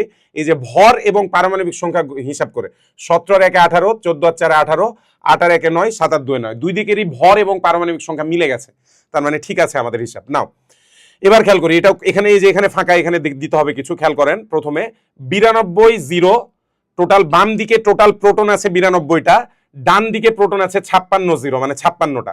তাহলে আরেকজন নতুন যে বেটা, আরেকজন যে উৎপন্ন হচ্ছে, ওর ওর ওর ওর ওখানে কত বসালে টোটাল 92 পাওয়া যাবে? তাহলে 56-র সাথে কত যোগ করলে 92 হয়? 92 থেকে 56 বাদ, 2 আর 30, 32 4 36। পারমাণবিক সংখ্যা 36 কার? ক্রিপ্টনের। হিলিয়াম, নিয়ন, আর্গন, ক্রিপ্টন, ইয়েস ক্রিপ্টন। এবার ভর হিসেব করি, টোটাল ভর হচ্ছে 235 আর 1 236, টোটাল ভর 236, কোথাও পাশে আমি লিখছি এটার জন্য, ঠিক আছে। টোটাল ভর হচ্ছে 236 ইকুয়াল টু ডান পাশে এখন পর্যন্ত পাওয়া ভর 141 প্লাস এদিকে 3টা নিউট্রনের 3 1 কে 3, 3 1 কে 3, তার মানে 144। 236 থেকে 144 বাদ দিলে 4 4 8 92 আসবে, 92। আপনি যদি 92 যোগ করে দেন তাহলে ভর মিলে যাবে। তাহলে ক্রিপ্টনের ভর হচ্ছে 92, 3692। এভাবে আমরা হচ্ছে কি বলে শূন্যস্থান পূরণ করলাম। আশা করি বোঝা যাচ্ছে, এগুলো দ্রুত যাচ্ছে, আই হোপ প্রবলেম হবে না, এগুলো বুঝতে পারবেন। এর পরের কোশ্চেনে চলে যাই। Fe3+ লেখা, দেখেন 3টা প্লাস দেওয়া মানে Fe3+, সেখান থেকে তৈরি হয়ে গেল Fe একটা প্লাস, তার মানে Fe3+ এর 3টা ইলেকট্রনের অভাব ছিল, এখন আছে একটা ইলেকট্রনের অভাব, তার মানে Fe3+ ও বেটা 2টা ইলেকট্রন গ্রহণ করছে, কারো না কারোর থেকে 2টা ইলেকট্রন গ্রহণ করে বিজারিত হয়েছে। তাহলে Fe3+ 2টা ইলেকট্রন গ্রহণ করে Fe+ এ পরিণত হলো। সেম ওয়েতে ডিতে বলা Al+ থেকে 2টা ইলেকট্রন বাদ দেন, অলরেডি অ্যালুমিনিয়ামের একটা চার্জ আছে, আরো 2টা ইলেকট্রন বাদ দিলে আরো 2টা চার্জ বেড়ে যাবে, টোটাল অ্যালুমিনিয়ামের চার্জ তখন হয়ে যাবে, আমরা লিখতে পারি Al3+। তাহলে অ্যালুমিনিয়াম প্লাস থেকে 2টা ইলেকট্রন বাদ দিলে অ্যালুমিনিয়াম 3+ তৈরি হবে, ভালো কথা। এর অপশনে নেপচুনিয়াম 93 দেওয়া, প্লুটোনিয়াম দেওয়া, এটা তো খুব সহজেই বোঝা যাচ্ছে। খেয়াল করে দেখেন যে নেপচুনিয়ামের 93, সেখান থেকে প্লুটোনিয়ামের 94 হয়ে গেছে, তাহলে 93 থেকে 94 হয়েছে মানে প্রোটন বেড়ে গেছে, কিন্তু উপরে ভরটা খেয়াল করেন 239 ভর চেঞ্জ হয় নাই, তার মানে আমরা স্পষ্টতই বুঝতে পারছি এটা হচ্ছে বিটা কণা। তাহলে এই যে এই গ্যাপে আমরা লিখবো বিটা -1 আর 0, -1 0, 93 থেকে বিটা বাদ যাওয়ায় 94 হয়ে গেল, 239 থেকে 0 বাদ যাওয়ায় 239 থাকলো। সো আই গেস আমরা মোটামুটি তেজস্ক্রিয়তার আইডিয়া বা পরীক্ষায় কেমন কেমন জিনিস আছে এগুলো সব করে ফেলতে পারছি, কোনো প্রবলেম হয় নাই, ইনশাল্লাহ পারবো এগুলা সবকিছু, ঠিক আছে। আর কোনো প্রশ্ন আছে নাকি দেখে আসেন, চলেন যাই। আছে আরো, অক্সিজেন থেকে একটা বিটা কণা বের হলো, তার মানে যে জিনিসটা তৈরি হয়েছে অক্সিজেন থেকে বিটা নির্গমন হলে, আমরা জানি বিটা নির্গমন হলে পারমাণবিক সংখ্যা 1 বেড়ে যায়, প্রোটন 1 বেড়ে যায়, তাহলে এক্স এর যে পরিচয়, এক্স এর পাশে প্রোটন হয়ে যাবে 9টা, 8-এর জায়গায় ভর চেঞ্জ হবে না, 9 19, তার মানে ফ্লোরিন, এই যে ফ্লোরিন 9 19 মিলে যাচ্ছে একদম। আবারও বলছি, বিটা বের হওয়া মানে একটা প্রোটন বা পারমাণবিক সংখ্যা বেড়ে যাওয়া, কিন্তু কোনোভাবে ভর বাড়বে না, এটা মনে রাখতে হবে। অলরাইট, ডান, এটাও ডান। চলেন পরের কোশ্চেনে যাই। Radium atomic number 88 is converted to radon, atomic number 86, তার মানে 88 থেকে 86 হয়েছে। প্রশ্ন দেখাই লাগবে না, এটা আলফা বিকিরণ, আলফা বিকিরণ, আলফা। 88 থেকে 86 হয়েছে, দুইটা প্রোটন কমে গেছে। প্রোটন দুইটা কখন কমে? যখন alpha. By the emission of radioactive rays which ray has been emitted from radium, alpha ray. যেটা বললাম ওখান থেকে আমাদের আনসার পেয়ে যাচ্ছে আমরা। 88 থেকে 86 হয়েছে মানে আলফা বের হয়েছে। অলরাইট, সো এই প্রশ্নটাও গেল। আর কোনো কোশ্চেন আছে নাকি দেখি। বিক্রিয়াটি সম্পন্ন করো। দেখি এখানে কত, এখানে ভর কত আগে হিসাব করেন। 27 আর 4 যোগ করলে হয় 31, ঠিক আছে। ডানে ভর আছে 30, তার মানে যেটাই বাকি আছে সেটার ভর হচ্ছে 1 1। 30 আর 1 31, বামে 31। এবার 13 আর 2 15, 13 আর 2 15 হওয়ার অর্থ এখানে এখানেও 15, তার মানে যেটাই তৈরি হয়েছে তার ভর 0, তার মানে সরি চার্জ 0, তার মানে এটা নিউট্রন। নিউট্রন, আনসার হচ্ছে নিউট্রন। নান, এখানে নাই অপশন, আনসার নান। নিউট্রন হবে। আপনি ফসফরাস হিসাব করেন না হলে, আমি যেটা লিখছি যাদের বুঝতে কষ্ট হইতে পারে অবভিয়াসলি, 27 অ্যালুমিনিয়াম 13 লেখা, রাইট। প্লাস দিয়ে বলা আছে হিলিয়াম 24। তাহলে এদিকে টোটাল ভর আর হচ্ছে চার্জ দুইটা নির্ণয় করি, আসেন। 27 আর 4 যোগ করলে হয় 31, 13 আর 2 যোগ করলে হয় 15, ঠিক আছে। ডানেও সেম হওয়া লাগবে। তো ডানে কি আছে? ডানে এখন পর্যন্ত আছে ফসফরাস 15 আর 30, 15 আর 30। তাহলে ভর বামে 15 আছে, ডানেও 15, সরি ভর আবার বলছি দেখ, প্রোটন প্রোটন বামেও 15টা আছে, ডানেও 15টা আছে। তার মানে এটার সাথে যাকে যোগ করব তার ভর বলে, তার চার্জ বলে কিছু নাই, তার চার্জ হচ্ছে 0। কিন্তু বামে ভর 31, ডানে ভর 30, তার মানে এখানে যেটা উৎপন্ন হচ্ছে তার এক ভর হওয়াই লাগবে। এটা না হলে বামের সাথে মিলবে না, বাম ডানের ভর মিলবে না। এখন 0 1 কার অবস্থা? আমরা জানি নিউট্রনের অবস্থা হচ্ছে 0 1। নিউট্রনের চার্জ 0 কিন্তু ভর 1, তাহলে আনসার হচ্ছে neutron, which is not here. এখানে নিউ এন লেখা কিন্তু 0-র পর 2 দেওয়া, হুইচ ইজ রং। তাহলে নান হয়ে যাচ্ছে আমাদের আনসার। বিক্রিয়াটি সম্পন্ন করে আমরা পেলাম কোনোটাই না আনসার, ঠিক আছে। তাহলে চলেন দেখি আর কোনো কোশ্চেন আছে কিনা। আরো কোশ্চেন আছে, আরো কোশ্চেন আছে। পাশের নিউক্লিয়ার বিক্রিয়ার এক্স কোন কণা, এক্স কোন কণা? খুব সোজা, 6 থেকে 7 হয়ে গেছে, খেয়াল করুন, 6 থেকে হয়ে গেছে 7। যেহেতু 6 থেকে 7 হয়ে গেছে, তার মানে প্রোটন বেড়ে গেছে, তার মানে বিটা পার্টিকেল। বিটা পার্টিকেল এতটুকু দেখেই পেরে যাবেন আপনি, এত চিন্তা করা লাগবে না, আমাদের মুখস্থ থাকা লাগবে বিটা আর আলফার ঘটনা, পেরে যাবো ইনশাল্লাহ, ঠিক আছে। আরো কোশ্চেন আছে, দেখি চলেন। স্ক্যান্ডিয়াম 4521 কে নিউট্রন কণা দ্বারা আঘাত করলে ক্যালসিয়াম আইসোটোপ উৎপন্ন হয়, নিউক্লিয়ার বিক্রিয়াটির সমীকরণ কি? তাহলে আমরা যদি বিক্রিয়াটা একটু পাশে লেখার ট্রাই করি, জিনিসটা ছিল স্ক্যান্ডিয়াম 2145, রাইট। এটাকে আমরা অ্যাটাক করছি কি দিয়ে? একটা নিউট্রন দিয়ে, তাই না? নিউট্রন কণা দিয়ে, তার মানে N01। এখান থেকে কি তৈরি হয়েছে একটা বলা আছে, একটা বলে দেওয়া আছে কি, ক্যালসিয়াম 2045, ক্যালসিয়াম 2045, ঠিক আছে।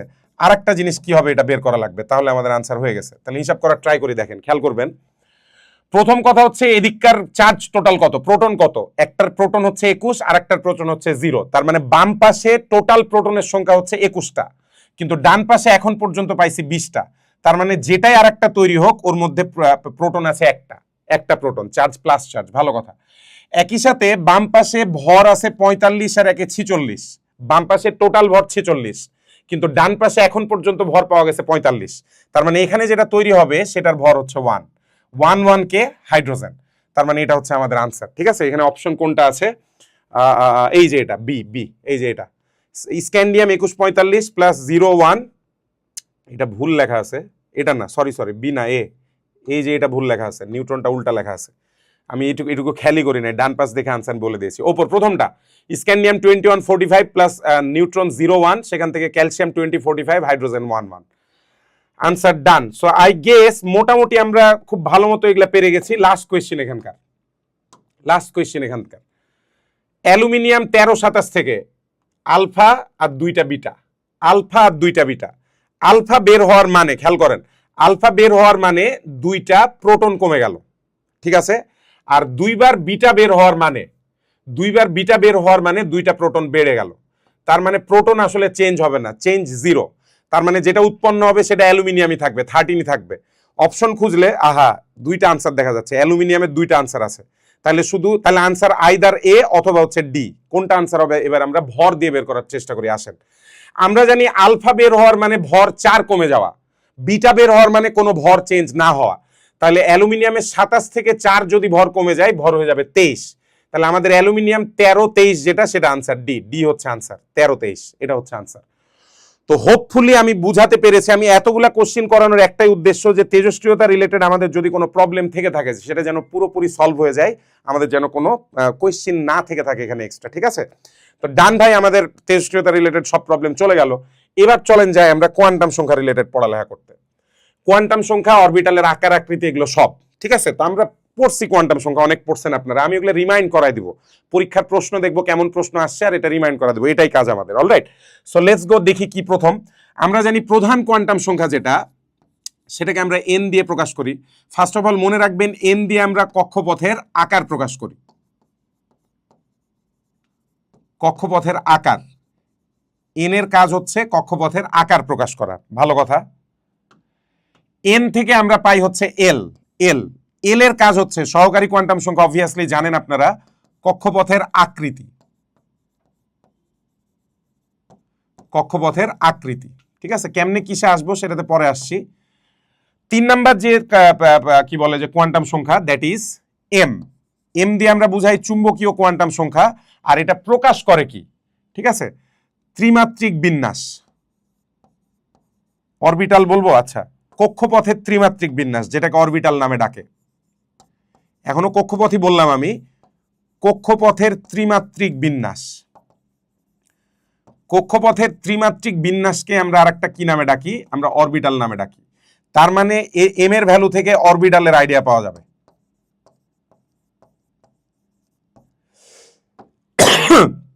এল এর ভ্যালু থেকে, মনে রাখবো, এল এর ভ্যালু থেকে উপস্তর বা উপশক্তি স্তরের আইডিয়া পাওয়া যাবে। উপস্তর বা উপশক্তি স্তর। বাপরে বাপ, গরম লেগে গেছে, গিভ মি আ মোমেন্ট, একটু এসিটা কমাই দিই, খুব গরম লাগছে। আচ্ছা, পেয়ে গেলাম। আমি অনেকের কথা বলেছি, লাস্টে হচ্ছে আমরা আসবো, লাস্টে এসে আমরা দেখবো হচ্ছে এস এর ব্যাপারে। এস হচ্ছে স্পিন কোয়ান্টাম নাম্বার বা ঘূর্ণন কোয়ান্টাম সংখ্যা। এটার কাজ হচ্ছে ইলেকট্রনের ঘূর্ণনের দিক। ইলেকট্রনের ঘূর্ণনের দিক। এক একটা কোয়ান্টাম সংখ্যার এক একটা কাজ। এই কাজগুলো এখানে আমি একটু লিখে দিলাম, কোনটা দিয়ে কি প্রকাশ করা হয়। তাহলে প্রধান কোয়ান্টাম সংখ্যা দিয়ে কক্ষপথের আকারের মধ্যে কম্পেয়ার করা হয়। কিরকম আপনি একটু খেয়াল করে দেখেন। এই যে এন এর মান যখন 1, তখন দেখতে পাচ্ছি কক্ষপথটা সাইজে একটু ছোট। এন এর মান 2 হলে আর একটু বেড়ে যাচ্ছে, 3 হলে আরো বড়, 4 হলে আরো বড়। তার মানে এন এর মান যত বাড়ছে, কক্ষপথের আকার তত বৃদ্ধি পাচ্ছে। সো এন এর মান দিয়ে বেসিক্যালি আমরা কক্ষপথের আকার নির্দেশ করি। সূত্রে পরে আসবো আমরা। এল দিয়ে বোঝাই কক্ষপথের আকৃতি। কেমন, আসেন এই ব্যাপারটা আমি একটু ডিটেলসে পড়বো। আপনারা জানেন এল জিনিসটার মান বের করা হয়। এল মানে হচ্ছে 0 থেকে n-1। নট অনলি দ্যাট, আপনাদের অবভিয়াসলি মান সম্পর্কে আইডিয়া আছে যে এল, আমি যদি এখানে একটা লিস্ট বানাই, এল এর মান আর হচ্ছে উপস্তর, এটার যদি একটা লিস্ট বানাই, যে আমরা জানি এল এর মান যখন হয় 0, তখন উপস্তরটাকে আমরা বলি এস। এস গোলাকার, আমাদের মাথায় রাখতে হবে, এস উপশক্তি স্তরটা হচ্ছে গোলাকার। গোলাকার দেখতে, গোল। এস হচ্ছে দেখতে এরকম গোল, ঠিক আছে। মধ্যখানে নিউক্লিয়াস, নিউক্লিয়াসকে কেন্দ্র করে গোল। ভালো কথা। গোল মানে ফুটবলের মতো, বৃত্ত না কিন্তু, গোল মানে ফুটবলের মতো জিনিস। এটার মানে এখানে যখন ইলেকট্রন থাকে, তখন একটা ফুটবলের মতো জিনিসের পৃষ্ঠে ইলেকট্রন ঘোরাফেরা করে। নিউক্লিয়াসকে কেন্দ্র করে যদি আপনি একটা ফুটবল কল্পনা করেন, এখানে একটু কল্পনা আনা লাগবে, একটু ইমাজিনেশন আনা লাগবে। এটাও অনেকে ভালো মতো বোঝে না, এই জায়গাটা পার হয়ে যায়, না বুঝেই আকৃতি মুখস্থ করে ফেলে। বাট এটার মিনিংটা কি, এটার মানে হচ্ছে আপনি একটু কল্পনা করেন, একটা নিউক্লিয়াসকে কেন্দ্র করে একটা ফুটবল আছে।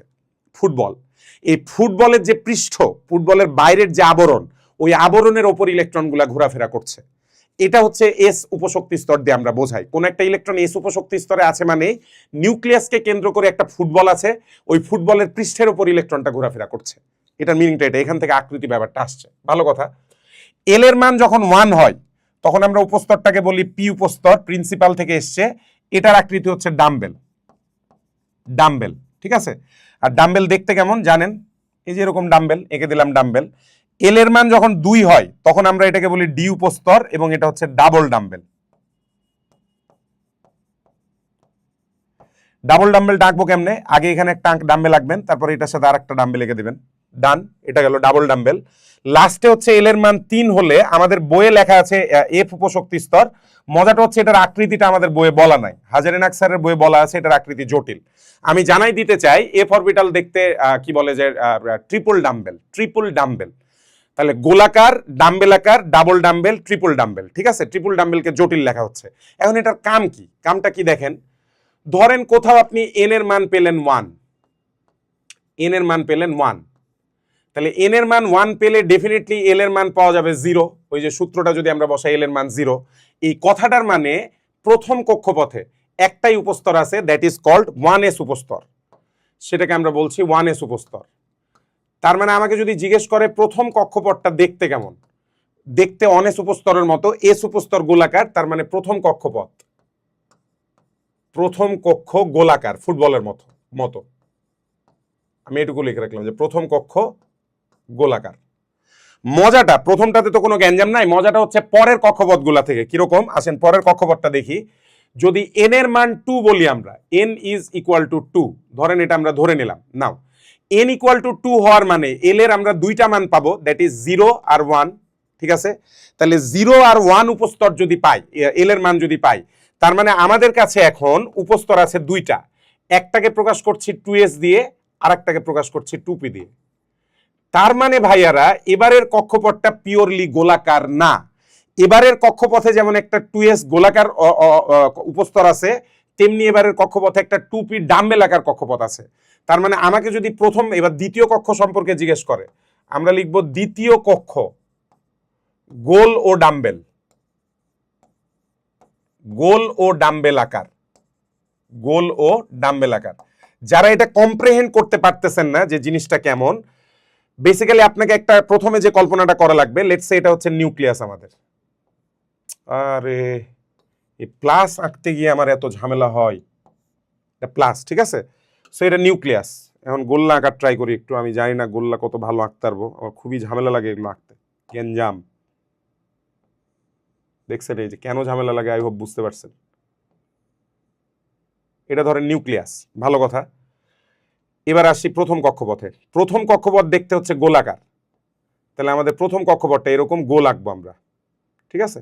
এরকম গোল আঁকবো, আঁকলাম, একটু উল্টাপাল্টা হয়েছে, ডাজেন্ট ম্যাটার।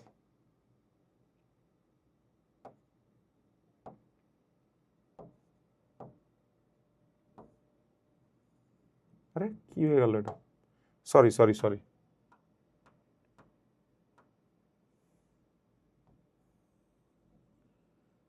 দ্বিতীয় কক্ষপথটা এমন। আরে এটা কেমনে করে, হ্যাঁ।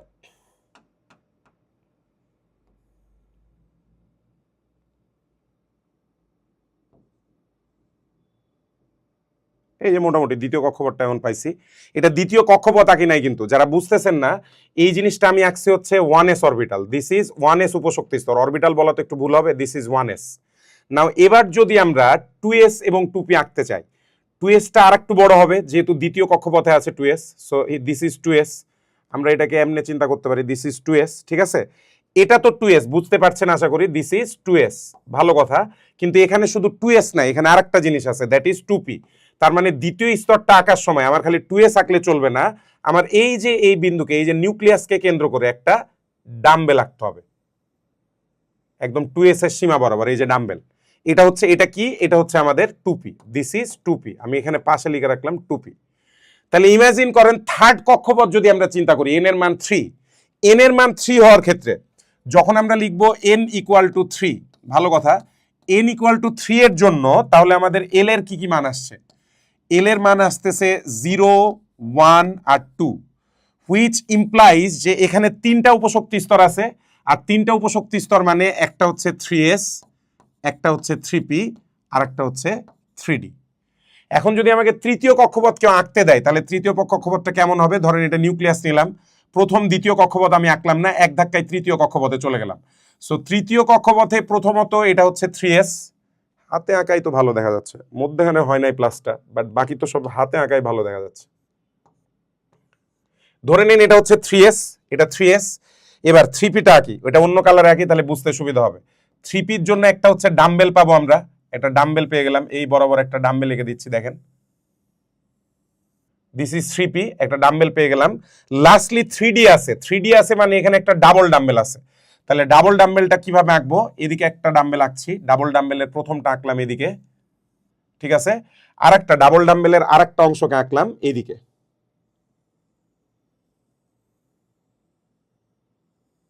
দিস দিস তাহলে আমাকে কেউ যদি জিজ্ঞেস করে, আমি অবভিয়াসলি পাশে এন এর মানটা লিখে দিচ্ছি, এটার এন এর মান হচ্ছে 3।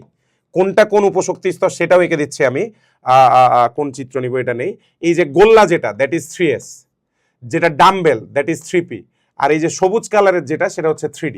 তাহলে আমাকে যদি জিজ্ঞেস করা হয় তৃতীয় কক্ষপথ দেখতে কেমন, আমরা তো অলওয়েজ কক্ষপথ কি চিন্তা করি, আমরা তো চিন্তা করি কক্ষপথ বৃত্তাকার, বাট ওটা ভাই বোরের মডেলে, আমাদের কোয়ান্টাম বলবিদ্যা পরমাণু মডেলে এমন না, এটা এক একটা কক্ষপথ দেখতে এক এক রকম। তৃতীয় কক্ষপথ যেমন একই সাথে 3 ধরনের আকৃতির মিশ্রণ, এটাতে গোলাকার জায়গাও আছে, এটাতে ডাম্বেল আকারের জায়গাও আছে, এবং এখানে ডাবল ডাম্বেলও আছে। তাহলে ইমাজিন চতুর্থ কক্ষপথ কেমন হবে। চতুর্থ কক্ষপথে একটা গোলাকার এস আছে 4s, 4p আছে ডাম্বেল আকার, 4d আছে ডাবল ডাম্বেল, এবং 4f আছে ট্রিপল ডাম্বেল। তার মানে 4 নম্বর কক্ষপথটা দেখতে একই সাথে 4 ধরনের, গোলাকার, dumbbell, double dumbbell, triple dumbbell. মজাটা হচ্ছে এখানে।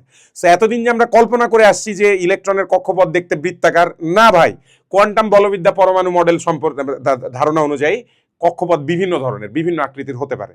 দ্যাটস ওয়াই এল এর মান দিয়ে কক্ষপথের আকৃতি বোঝানো হয়, কথাটা বলা হয়েছিল। এই যে উপশক্তি স্তর কথাটা দিয়ে আমরা কক্ষপথের আকৃতি যে বলছি, এই যে এটাই হচ্ছে আকৃতি। কক্ষপথের আকৃতি একরকম না, কক্ষপথ বাড়তে থাকলে আকৃতিও চেঞ্জ হইতে থাকতে পারে, ঠিক আছে। সো দ্যাটস ইট, এই গেল হচ্ছে আমাদের, এই গেল হচ্ছে এল বা সহকারী কোয়ান্টাম সংখ্যা। এখন যদি আমরা চলে আসি এম, এম এর জন্য যদি চলে আসি আমরা, এম রিলেটেড মানে চুম্বকীয় কোয়ান্টাম সংখ্যা। আমি খালি আলহামদুলিল্লাহ, সরি, আমি খালি দেখাবো এম এর মান বাইর করে কেমনে, তারপরের পড়ালেখা পরে।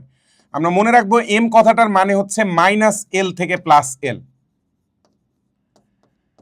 এটা দিয়ে কি বুঝাচ্ছে, এটা দিয়ে বুঝাচ্ছে বেসিক্যালি যে এই এল গুলা, লেটস সে ডাম্বেল, এই যে পি উপশক্তি স্তর, পি উপশক্তি স্তর দেখতে কেমন ছিল ডাম্বেল, এম এর মান থেকে আমরা জানতে পারি ডাম্বেলটা কিভাবে থাকবে, সেটা কি এক্স অক্ষের দিকে থাকবে নাকি ওয়াই অক্ষের দিকে থাকবে নাকি জেড অক্ষের দিকে থাকবে। কেমন, ফর এক্সাম্পল ধরেন আমরা এল ইকুয়াল টু যদি 1 ধরি, এল ইকুয়াল টু 1 হলে, এল ইকুয়াল টু 1 হওয়ার মানে এম এর মান 3টা পাবো আমরা, একটা হচ্ছে -1, একটা হচ্ছে 0, আর একটা হচ্ছে +1। এই কথাটার মানে ডাম্বেল 3 উপায়ে থাকতে পারে। এই যে পি মানেই তো ডাম্বেল, এটা পড়েছি তাই না, তাহলে আমরা এইভাবে লিখতে পারি ডাম্বেল ত্রিমাত্রিকভাবে 3 উপায়ে বিন্যস্ত হয়। ডাম্বেল মানে ডাম্বেল বলতে তো বুঝছেন ওই ডাম্বেল আকৃতিটা আর কি, ওই ডাম্বেল আকৃতির কক্ষপথ। ডাম্বেল 3 রকম ত্রিমাত্রিক বিন্যাসে বিন্যস্ত হয়, এবং এটা আপনারা পড়ছেন কিরকম 3 রকম। আপনারা ক্লাস 9-10 থেকে এই 3টাকে দেখে আসছেন, অনেকে এখনো ভালো মতো বোঝেন না, কিন্তু পড়ে আসছেন অনেক আগে থেকে।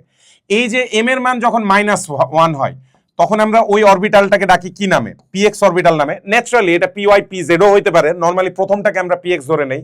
এটার মানে এই যে ডাম্বেলটা এক্স অক্ষ বরাবর, এটাকে যদি আমরা এক্স অক্ষ ধরি, এটাকে যদি এক্স অক্ষ ধরি, এটাকে যদি ওয়াই অক্ষ ধরি, তার মানে আমাদের এই ডাম্বেলটার নিউক্লিয়াসটা যদি এই 0 মূল বিন্দুটা যদি নিউক্লিয়াস হয়, তাহলে নিউক্লিয়াস থেকে একটা ডাম্বেল তৈরি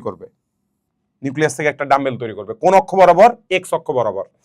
কিন্তু এই যে যেটা পরেরটা পেলাম আমরা, এই যে পরের যেটা পাইছি 0 বলার মানে এক্ষেত্রে ডাম্বেলটাকে আমরা পিওয়াই দিয়ে প্রকাশ করছি, এবং পিওয়াই দিয়ে প্রকাশ করার অর্থ হচ্ছে এবার যখন আমরা আঁকবো, এবার আঁকার সময় ডাম্বেলটাকে আমরা আর এক্স অক্ষ বরাবর আঁকবো না, আমরা এবার ডাম্বেলটাকে আঁকবো হচ্ছে ওয়াই অক্ষ বরাবর। তার মানে আমরা এবারও একটা ডাম্বেল নিব, কিন্তু এটা এক্স অক্ষ না নিয়ে এটা হচ্ছে ওয়াই অক্ষ বরাবর নিয়ে নিলাম। This is PY. লাস্ট কথাটা যদি আমরা দেখি, এই যে +1 দিয়ে আমরা আরেকটা অরবিটাল মিন করি, যেটাকে প্রকাশ করি পিজেড দিয়ে। তার মানে এবারের ডাম্বেলটা ত্রিমাত্রিক ভাবে আমরা ওয়াই অক্ষেও রাখবো না, এবারের ডাম্বেলটা রাখবো জেড অক্ষে। প্রবলেমটা হচ্ছে দ্বিমাত্রিক বোর্ডটা তো ভাই 2D বোর্ড হওয়ার কারণে এখানে ভালো মতো আঁকা যায় না। 2D বোর্ড মানে জিনিসটা যেভাবে থাকবে, ধরেন ওয়াই অক্ষ এদিকে, এক্স অক্ষ এদিকে, তার মানে জেড অক্ষটা থাকবে এই যে এই দিক বরাবর 90 ডিগ্রি কোণে এমনে থাকবে। এখন এটা তো বোর্ডে দেখানো পসিবল না, আপনাদের কাছে এটা 2D হয়ে আছে, এই যে এই দিক বরাবর থাকবে জেড। আই হোপ বুঝতে পারছেন জিনিসটা, একদম এই সোজা বরাবর আপনারা যে দিক থেকে বোর্ডের দিকে তাকাচ্ছেন, বোর্ড ক্রস করে বোর্ডকে ভেদ করে চলে যাবে জেড অক্ষ। এখন জেড অক্ষ তো এমনি দেখানো যাচ্ছে না, তাই বাধ্য হয়ে আমরা জেড অক্ষকে এই যে এই বরাবর দেখাই, এই বরাবর জেডটা বসাই, এদিকটাকে ওয়াই বলে দিলাম, এদিকটাকে এক্স বলে দিলাম, এদিকটাকে জেড বলে দিলাম। তার মানে এবার যখন আমরা ডাম্বেল আঁকবো, ডাম্বেলটা আঁকার সময় এই জেড অক্ষ বরাবর আঁকবো, জেড অক্ষ বরাবর আঁকবো, দিস ইজ পি জেড। তাহলে আমরা বুঝতে পারছি যে এই যে এম এর মানগুলা এগুলো এক একটা অরবিটালের, অন্যভাবে বলে উপশক্তি স্তর, কোন ওয়েতে ত্রিমাত্রিক ভাবে কিভাবে অবস্থান করছে, সেটা কি এক্স অক্ষের দিকে আছে, ওয়াই অক্ষের দিকে আছে। আবার ডি উপশক্তি স্তরের ক্ষেত্রে আমরা দেখতে পাই দুই অক্ষের মাঝামাঝি আছে, যেমন ডি এক্স ওয়াই। আপনারা জানেন ডি এক্স ওয়াই অরবিটালের নাম। ডিএক্সওয়াই অরবিটালের এক্স ওয়াই জিনিসটা রিপ্রেজেন্ট করে যে এই যে অরবিটালটা সেটা এক্স অক্ষ এবং ওয়াই অক্ষের মাঝামাঝি আছে। সো এটা দিয়ে আমরা ত্রিমাত্রিক দিক বিন্যাস বোঝাই। এম দিয়ে আমরা বোঝাই এই আকৃতিটা, এই যে ডাম্বেল বা ডাবল ডাম্বেল যে আকৃতিটা আমরা পাইছি, আকৃতিটা কোন দিক বরাবর আছে, এটা কি এক্স অক্ষের দিকে আছে, ওয়াই অক্ষের দিকে আছে, নাকি এক্স আর ওয়াই এর মাঝে আছে, নাকি জেড এর উপরে আছে, হোয়ার ডাজ ইট লোকেটেড। ঠিক আছে, আচ্ছা তাহলে পরের প্রশ্নে, পরের স্লাইডে যাই। আশা করি বুঝতে পারছি আমরা এম এর কামটা কি। তার সাথে এস তো জানেনি, স্পিন কোয়ান্টাম নাম্বার নিয়ে মুখে মুখে বলে দেয়। একটা অরবিটালে এই যে এরকম অবস্থায় থাকা অবস্থায় p x P Y P z, যে কোনো একটা অরবিটাল নেন, পি অবস্থায় না, পি এক্স পি ওয়াই বা পি জেড, যে কোনো একটা অরবিটালে ইলেকট্রনের যে স্পিন সেটা দুই ধরনের হইতে পারে। আইদার ইলেকট্রনটা প্লাস হাফ স্পিন দিবে অথবা মাইনাস হাফ। প্লাস হাফ আর মাইনাস হাফ দিয়ে নর্মালি কি বোঝানো হয়, ক্লকওয়াইজ আর অ্যান্টি ক্লকওয়াইজ। মিনিং প্লাস হাফকে যদি আপনি ক্লকওয়াইজ ধরে নেন তাহলে মাইনাস হাফটা হবে অ্যান্টি ক্লকওয়াইজ। এমন কোনো কথা নাই যে প্লাস হাফ মানে ক্লকওয়াইজ, বাট নর্মালি প্রথম ইলেকট্রন, অরবিটালের প্রথম ইলেকট্রনটাকে প্লাস হাফ ধরা হয়, দিয়ে বলা হয় ক্লকওয়াইজ। সেকেন্ড ইলেকট্রনটাকে মাইনাস হাফ ধরে বলা হয় অ্যান্টি ক্লকওয়াইজ। সেটা নর্মালি ধরে নেওয়া হয়, that is spin quantum number. আমার সব কোয়ান্টাম নাম্বার বলা হয়ে গেছে, এবার একটু স্লাইড দেখি।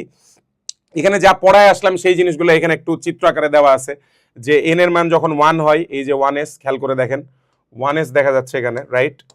এন এর মান যখন 2 হয়, 2s 2p, এন এর মান 3 হলে 3s 3p 3d, এন এর মান 4 হলে 4s 4p 4d।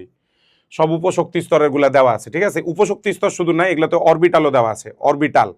যেমন এস উপশক্তি স্তর মানে একটা অরবিটাল, পি উপশক্তি স্তর মানে 3টা অরবিটাল, ওই যে P x P Y P Z. D উপশক্তি স্তর মানে 5টা orbital, dxy dyz dzx dx square minus Y square আর dz স্কয়ার, একসাথে সব দেওয়া আছে আর কি, ডাজন্ট ম্যাটার। চলেন পরের স্লাইডে যাই, এগুলো অলরেডি আমরা পড়ে ফেলেছি। নাও এখানে কিছু আকৃতি নিয়ে কথা বলা আছে, যেগুলো আমি আপনাদেরকে অলরেডি বুঝাই ফেলছি। কিছু নোট দিয়ে দেওয়া আছে, নোটগুলো খেয়াল করবেন। গোলক আকৃতির জন্য কোনো অক্ষের কোনো দরকার নাই, গোলক মানে যে কোনো অক্ষের দিকে যাইতে পারে। খেয়াল করেন গোলকের মধ্যে দিয়ে এক্স ওয়াই জেড 3টা অক্ষই দেখানো হয়েছে, এটার মানে ডাজন্ট ম্যাটার। 1s অরবিটাল, খেয়াল করবেন একদম মাঝখানে আছে হচ্ছে ইলেকট্রন। মজাটা হচ্ছে নোড বলে একটা ব্যাপার আছে, নোড হচ্ছে এমন জায়গা যেখানে কোনো ইলেকট্রন থাকতে পারে না। মিনিং ধরেন 1s অরবিটাল আপনি আঁকলেন, লেটস সে এটা আপনার 1s অরবিটাল, ঠিক আছে, দিস ইজ 1s। এরপর আপনি 2s অরবিটাল একটা আঁকলেন, ফুটবলের মতো জায়গা 2s, ঠিক আছে। এভাবে কল্পনা করেন যে নিউক্লিয়াসটা মাঝে আছে, ওইটার উপরে একটা ছোট ফুটবল আছে, বাচ্চারা যে ফুটবল দিয়ে খেলে, সেটা হচ্ছে 1s। এরপর বড়দের ফুটবল, যেটা নিয়ে বড়রা খেলে, ঠিক আছে, সেটা হচ্ছে 2s।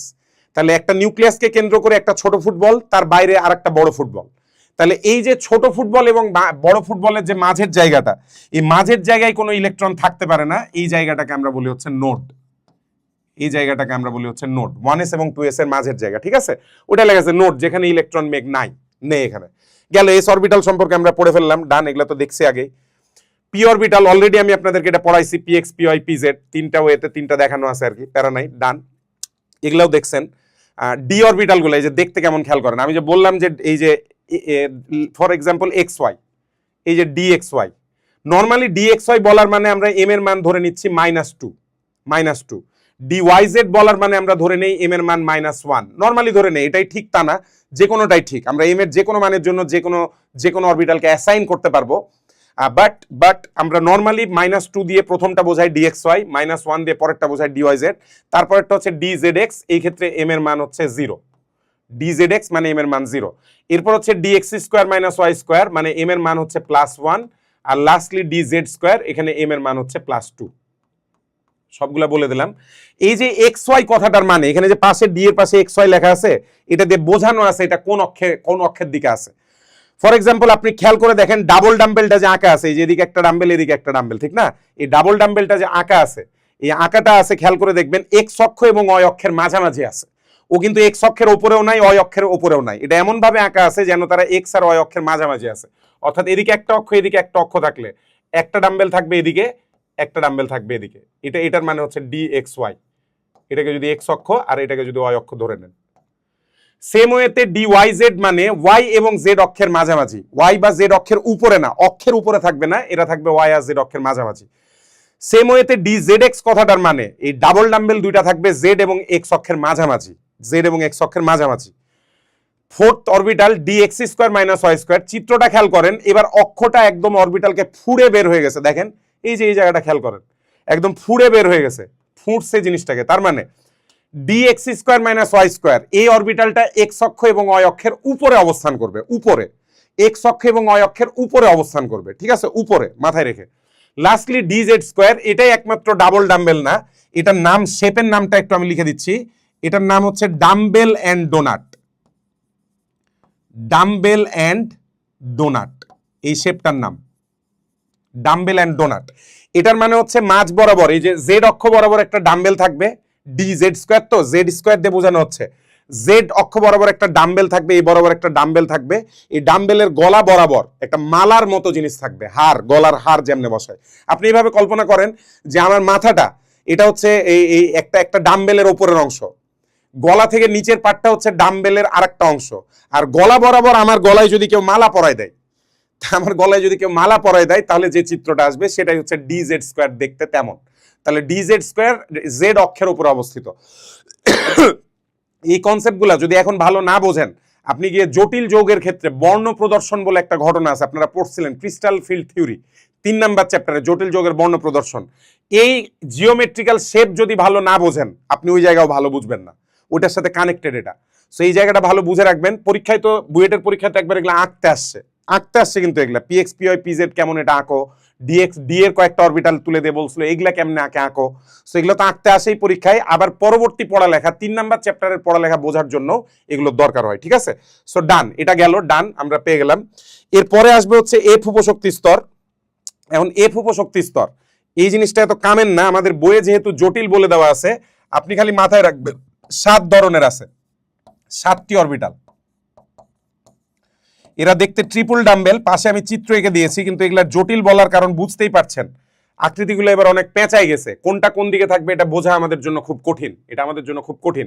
তাই এটা নিয়ে মাথা ঘামাবেন না, এটা দেখতে কেমন তেমন এগুলো নিয়ে টেনশনই করা লাগবে না, সিম্পলি মনে রাখবেন জটিল।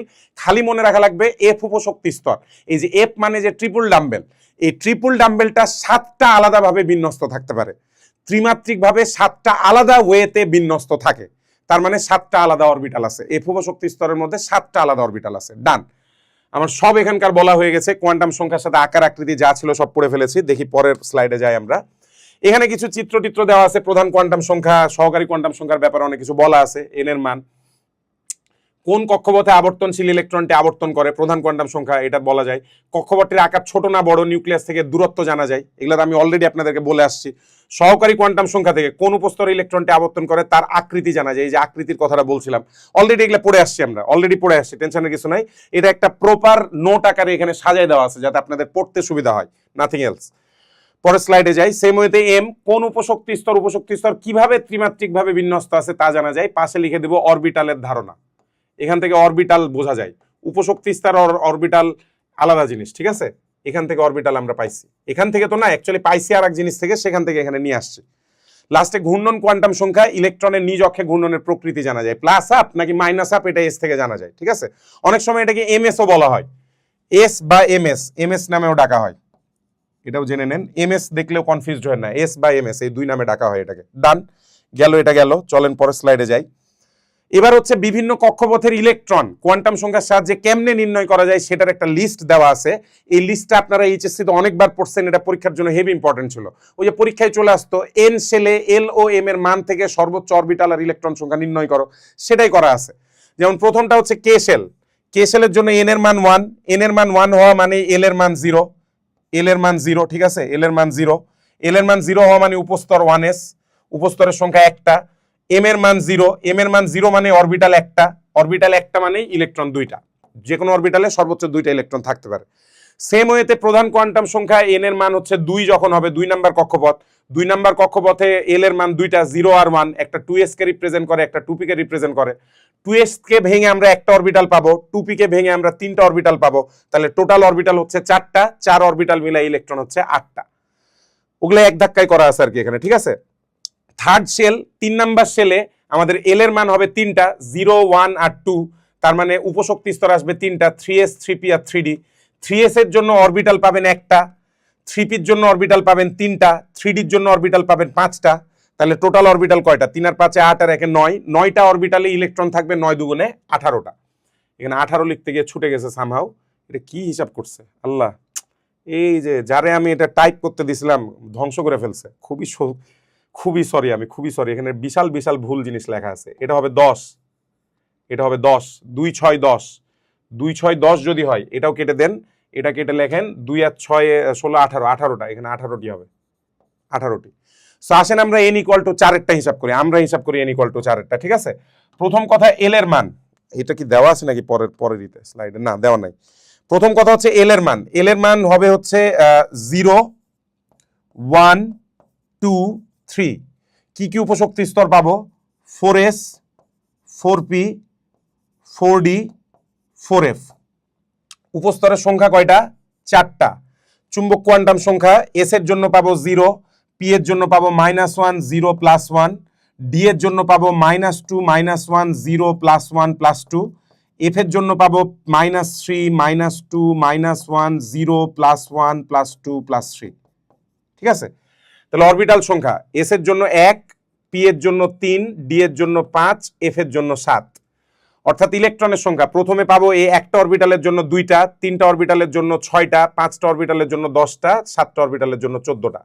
তার মানে টোটাল অরবিটাল যদি তাহলে 1 আর 3 4 আর 5 9 সাথে 16 32টা আসবে ইলেকট্রন, 32টা বের হয়ে গেছে। খুব দ্রুত বের করে ফেলতে পারছি। আপনাদেরও কাজ, পরীক্ষা আসলে যেন খুবই দ্রুত কাজটা করতে পারেন, ঠিক আছে।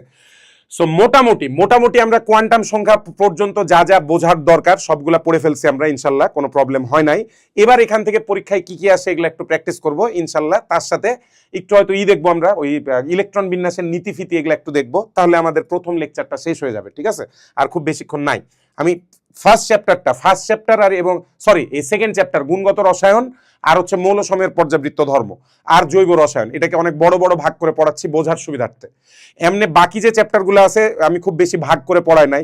ফর এক্সাম্পল রাসায়নিক পরিবর্তন চ্যাপ্টারে আমি 2টা মানে মাস্টার ক্লাস নিছি, 2টা ক্লাসের লেন্থ 2.5 ঘন্টা, 3 ঘন্টা 3 ঘন্টা 6 ঘন্টার মতো। কিন্তু এখানে আমি 3 ঘন্টার ক্লাস নিব না, তার বদলে 1.5 ঘন্টা একটু ভেঙে ভেঙে পড়াবো, প্রথম দিকে আপনাদের মাথা যাতে গরম না হয়ে যায় তাই, ঠিক আছে। এক ধাক্কায় এটুকু পড়ে প্র্যাকটিস করবেন, মাথা ঠিক থাকবে। একসাথে 3-4 ঘন্টা শুরুর দিকেই পড়লে মাথা গরম হয়ে যাবে, দরকার নাই। শুরুর দিকে দরকার নেই, অভ্যাস হয়ে গেলে তারপর করবেন কামটা, ঠিক আছে। জৈব যৌগের ক্ষেত্রে সেম কথাটা, হয়ে যায় জৈব যৌগ একসাথে পড়লে আমি জানি মাথা গরম হয়ে যায়, তাই জৈব যৌগটাকে আমি একটু ভাগ ভাগ করে পড়াচ্ছি।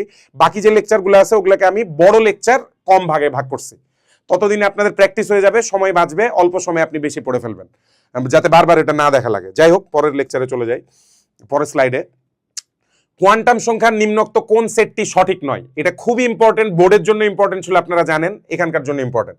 একটা পরামর্শ থাকবে আপনাদের, যদি এরকম কোনো কথা বলে কোন সেটটি সঠিক নয়, আপনারা এল ও এম খুঁজবেন শুরুতে। এটাতেই বেশি প্রবলেমটা হয়। এনেও থাকে প্রবলেম, এন আর এল এর মধ্যেও ঝামেলা থাকে, বাট আমি দেখছি 90% ক্ষেত্রে এল আর এম এর মধ্যে গ্যাঞ্জাম থাকে।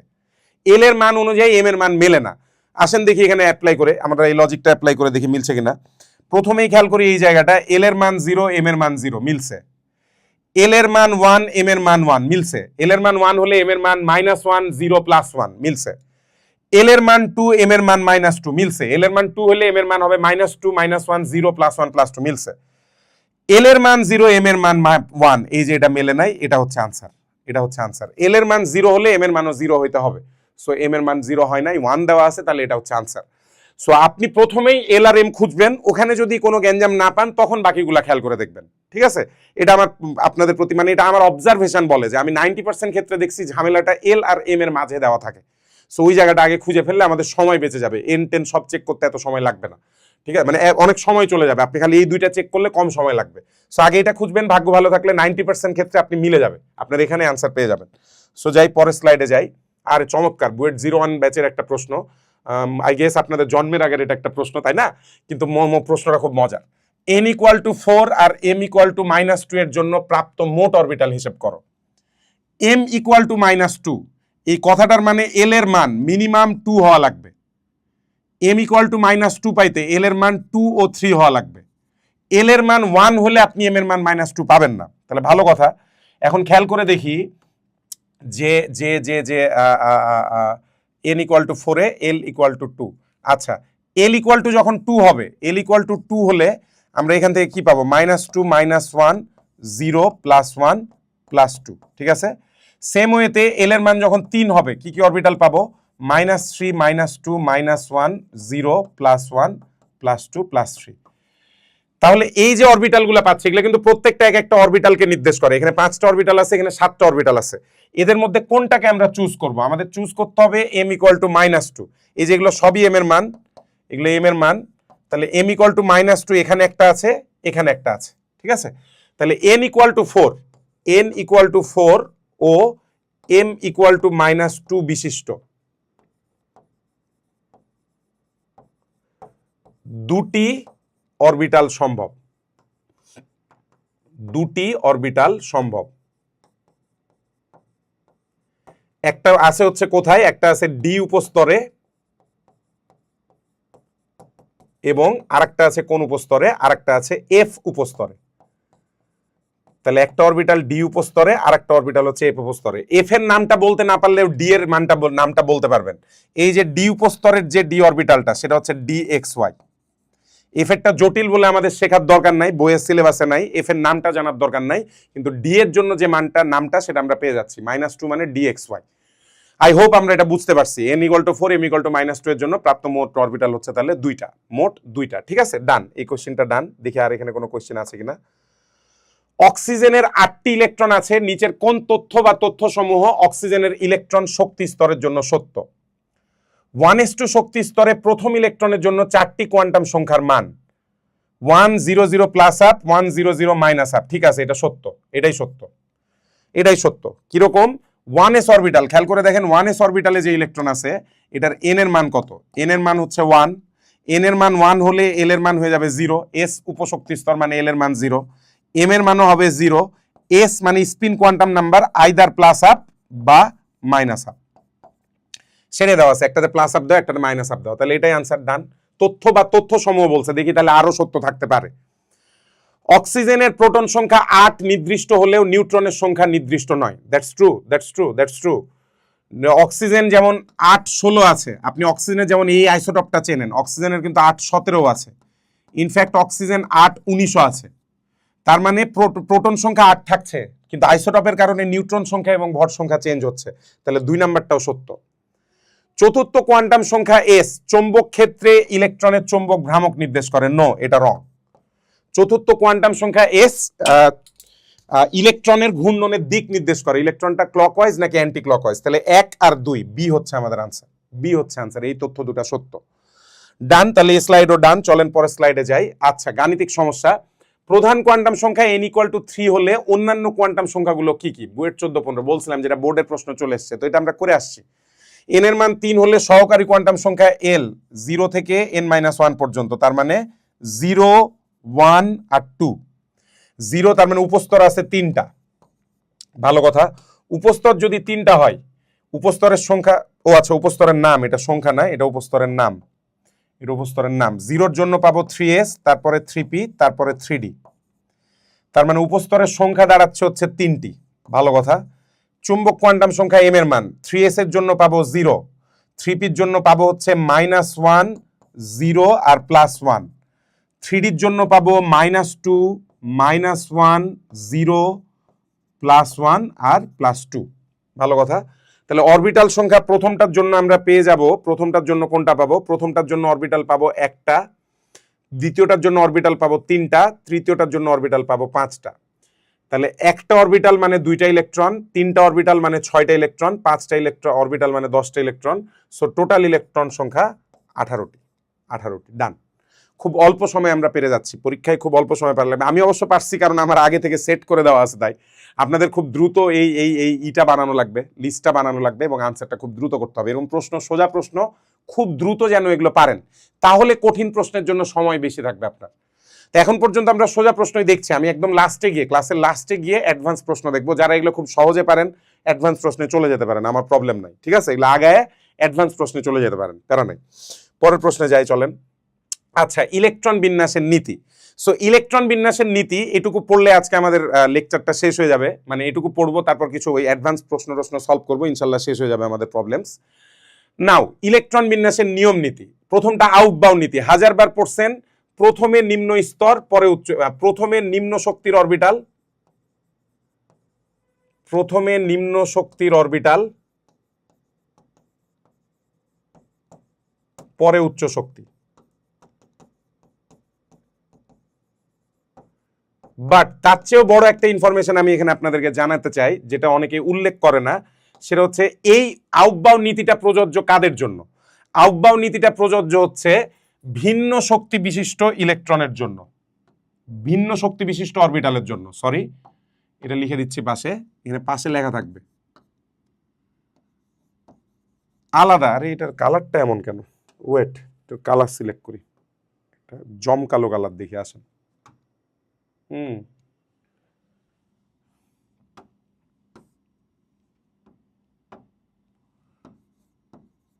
ভিন্ন শক্তি বিশিষ্ট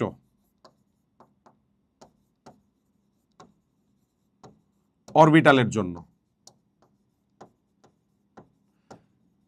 যদি দুইটা অরবিটালের শক্তি সমান হয়ে যায় তখন কিন্তু আউটবাউন্ড নীতি প্রযোজ্য না। আপনি ভাবতে পারেন কেন স্যার, কি বলে যে 4s আর কি বলে যে 4s আর সরি 3d আর 4p শক্তি তো সমান, 3d আর 4p সমান, n প্লাস l দিয়ে বের করলে সমান না। n প্লাস l দিয়ে আমরা শক্তির মান খালি বুঝি না, n এর মানও এখানে ইম্পর্টেন্ট। যখন আমরা নর্মালি কি জানি, অরবিটালের n প্লাস l এর মানটা শক্তি নির্দেশ করে, এবং যখন n প্লাস l এর মান সমান হয়ে যায় তখন যার n বড় তার শক্তি বেশি, যার n ছোট তার শক্তি কম। সো তার মানে দুইজনের n প্লাস l সমান হয়ে যাওয়া মানে শক্তি সমান না, ওর তখন ওটা n এর উপর ডিপেন্ড করে। আমি এখানে বলছি n প্লাস l এর মান ভিন্ন, তাদের জন্য এটা প্রযোজ্য। আউটবাউ নীতি n প্লাস l শুধু না, n প্লাস l আর n মিলায় যে নিয়মটা, এই নিয়ম মিলায় যাদের শক্তি আলাদা তাদের জন্য এই নিয়মটা প্রযোজ্য। প্রচুর পড়ছেন ভাই এই যে 3s 4s আর 3dর মধ্যে ইলেকট্রন কোথায় প্রবেশ করবে, তারপর কপার আর ক্রোমিয়ামের ক্ষেত্রে ব্যতিক্রম কই আছে, এগুলা প্রচুর সে ক্লাস 8-9 থেকে মনে হয় পড়ে আসতেছেন। আমি এগুলা তো থাকবো না, এগুলা আমাদের এত পড়ার সময় নাই। আমরা এখান থেকে চলে যাবো, এখান থেকে কি প্রশ্ন আসে একটু পরে দেখবো, কোনো প্যারা নাই, মোটামুটি একটু মাথায় থাকা লাগবে। ডান, চলে গেল, আউটবাউন্ড নীতি পার করে ফেলি। এরপরে হচ্ছে হুন্ডের নীতি। হুন্ডের নীতিটা প্রথম কথা প্রযোজ্য কাদের জন্য? সমশক্তি বিশিষ্ট অরবিটালের জন্য, সমশক্তি বিশিষ্ট অরবিটালের জন্য। এটা মাথায় রাখবেন, দুইটা আলাদা জিনিস কিন্তু। ফর এক্সাম্পল, আপনি আপনার লেখা 3d5, এই 3d5 মানে ইলেকট্রনগুলা কিভাবে বিন্যস্ত আছে এটা যদি আপনাকে বের করতে হয়, আপনি কেমনে করবেন? প্রবলেমটা হচ্ছে আমরা জানি 3d যে উপশক্তি স্তরটা, এটা 5 স্তরে বিভক্ত, 5টা আলাদা রুমে বিভক্ত, 5টা আলাদা ঘরে বিভক্ত, ঠিক আছে, বক্সে বিভক্ত। আমার কথা হচ্ছে 5টা ইলেকট্রনকে আমি এখানে কিভাবে বসাবো? তো এইটাই নীতিটা দেয় হুন্ড। এগুলো কিন্তু সবগুলো অরবিটালের শক্তি সমান, সবার n প্লাস l সমান, n এর মানও সমান, সো সবার শক্তি সমান। তো সমান শক্তির ক্ষেত্রে নিয়মটা কি? মজা করে এটাকে বলা হয়, একটু খেয়াল করবেন, এর একটা নাম লেখা আছে দেখবেন, এমটি বাস সিট রুল, এমটি বাস সিট রুল। এটার মানে কি, যখন আমরা বাসে উঠি আর কি, আমরা যখন দেখতে পাই কোনো বাস আছে, বাসে আমরা দেখি গিয়ে ধরেন যে সিটগুলা থাকে, যে সিটেতে সিঙ্গেল মানুষ অলরেডি বসে আছে, আমাদের ওইটাতে বসতে ভালো লাগে না। একটু খেয়াল করে দেখেন আপনারা, আমরা যখন বাসে উঠি, বাসে ওঠার পর আমরা যেগুলোতে দেখি সিঙ্গেল মানুষ বসা আছে আগে থেকে, একটা মানুষ, দুইটা সিট, একটা মানুষ বসে আছে, ওই একটা সিটে যেগুলোতে বসে আছে ওগুলাতে আমার পছন্দ হয় না। আমরা নর্মালি খুঁজি কোনো সিট পুরোপুরি ফাঁকা আছে কিনা, ফাঁকা থাকলে আমি ওই জানালার সিটের পাশে গিয়ে বসবো। সো বেসিক্যালি এটাই হচ্ছে হুন্ডের রুল। হুন বলে ইলেকট্রন যখন প্রবেশ করবে ও শুরুতে সবসময় বিজোড় অবস্থায় প্রবেশ করবে। সো এখানে 5টা ইলেকট্রন আছে, ও বিজোড় অবস্থায় প্রবেশ করবে। যদি সে বিজোড় অবস্থায় প্রবেশ করার ক্ষমতা রাখে, সে কখনোই জোড়া হবে না, সে জোড়া হবে না, সে বিজোড় অবস্থায় এমনি প্রবেশ করবে। আর এই অবস্থায় তাদের স্পিনও হবে একমুখী।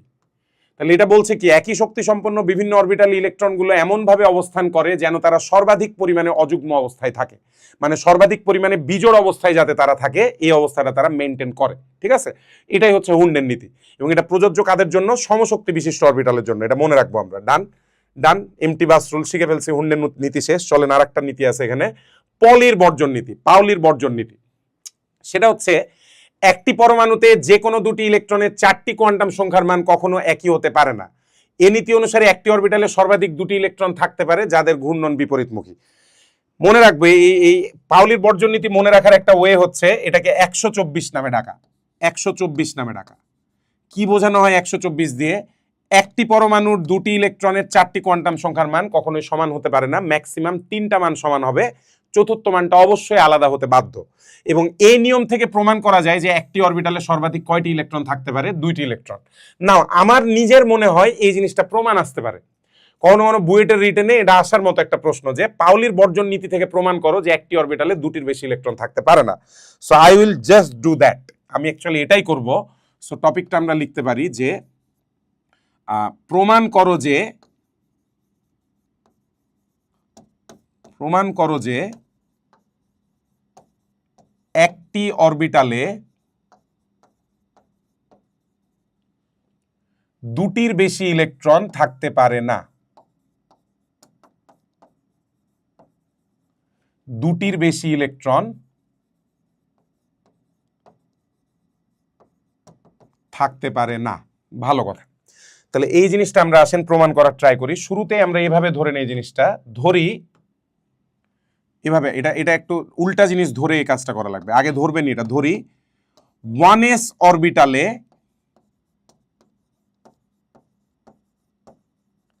3টি ইলেকট্রন বিদ্যমান।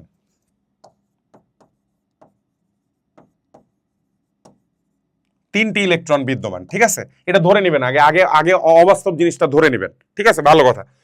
তো আমি ধরে নিলাম, এটার সাথে সাথে আরেকটা জিনিস ধরে নিলাম। এই 3টা ইলেকট্রনকে আমরা প্রকাশ করব কিভাবে? একটা হচ্ছে E1, একটাকে প্রকাশ করেন E2, আর একটাকে প্রকাশ করেন E3 রূপে। E1, E2, E3 এভাবে 3জনকে ধরে নেন। ভালো কথা। এবার যেটা করবেন, এদের N, L, M আর S এর মান বের করব আমরা। N, L, M, S এর মান বের করব।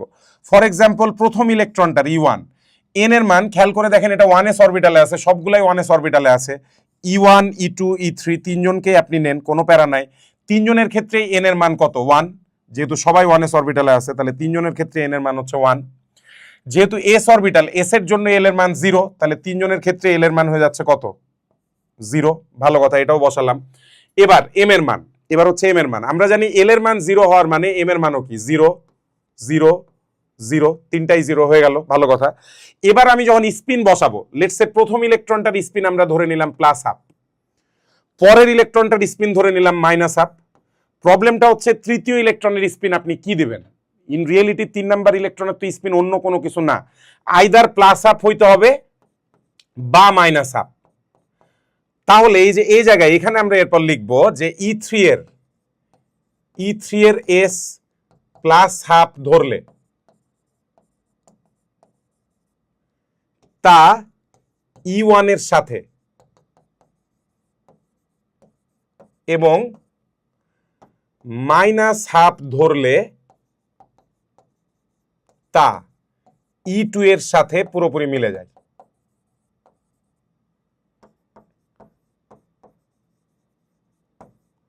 পুরোপুরি মিলে যায়।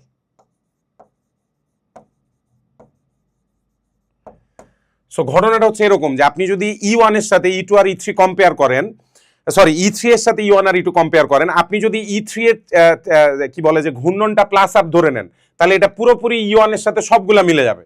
সেম ওয়েতে E3 এর জন্য স্পিনটা যদি -1/2 ধরেন, তাহলে E2 এর প্রত্যেকটা কোয়ান্টাম সংখ্যার সাথে E3 মিলে যাবে। কোনোটাই আমাদের জন্য অ্যাকসেপ্টেবল না। কার নিয়ম অনুযায়ী?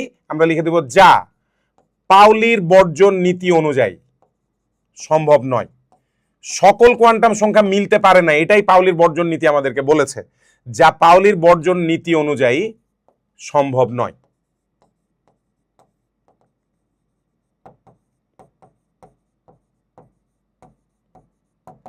তার মানে তৃতীয় কোনো ইলেকট্রনকে আমি বসাতে গেলেই তা কার নিয়ম অমান্য করছে? পাউলির বর্জন নীতি অমান্য করে ফেলতেছে।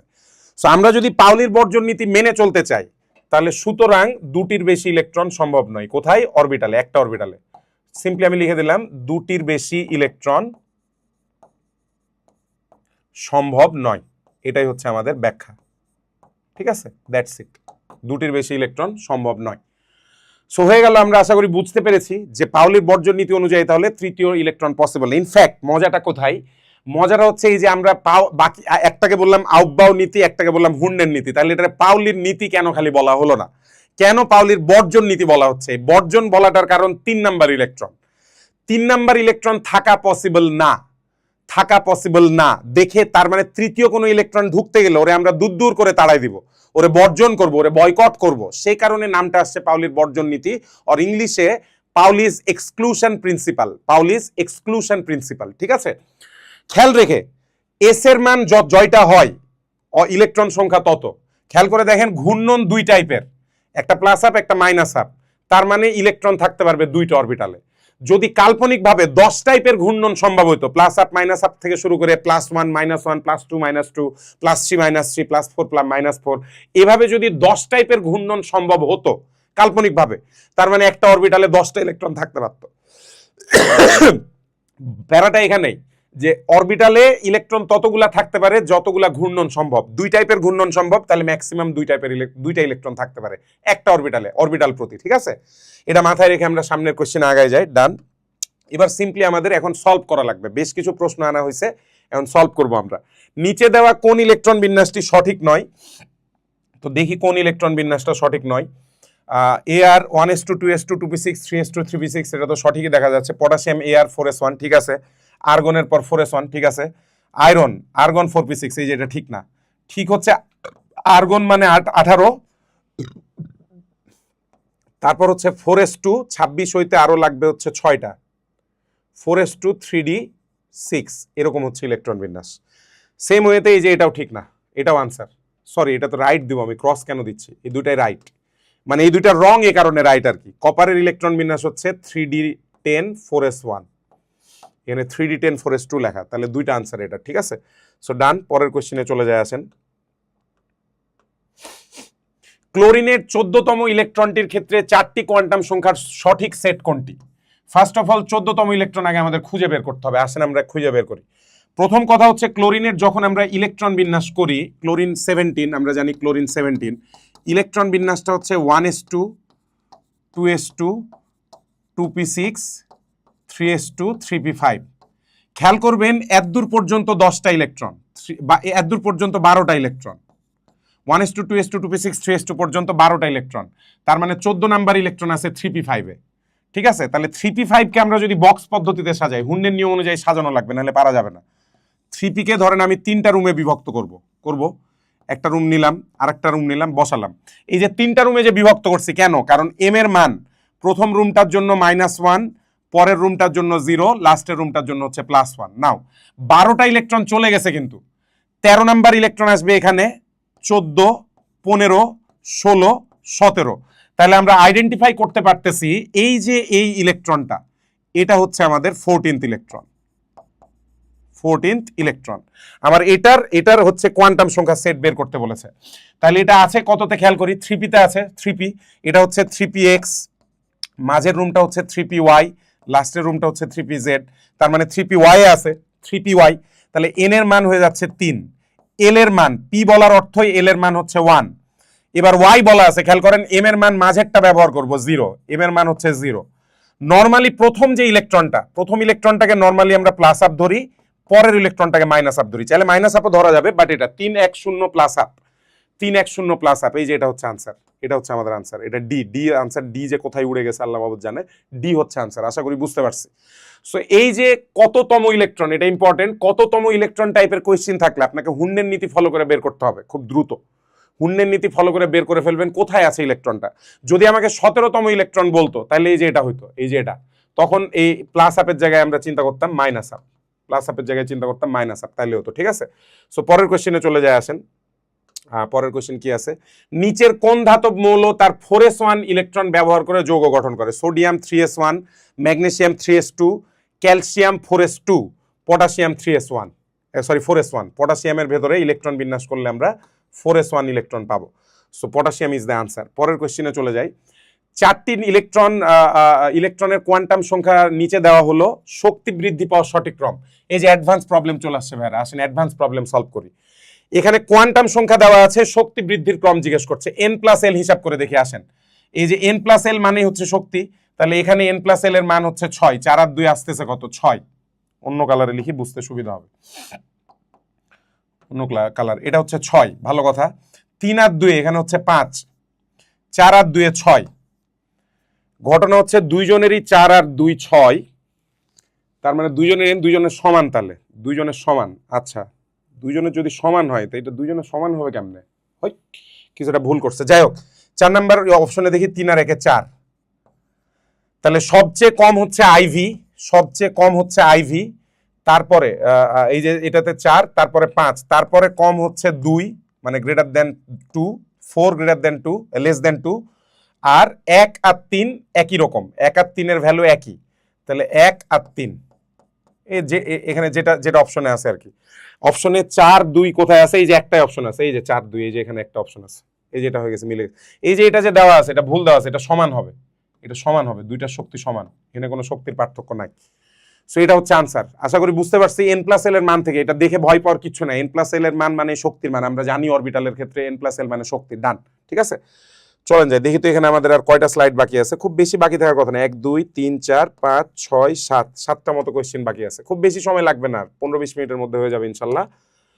ধৈর্য ধরে ক্লাস করার জন্য থ্যাংক ইউ।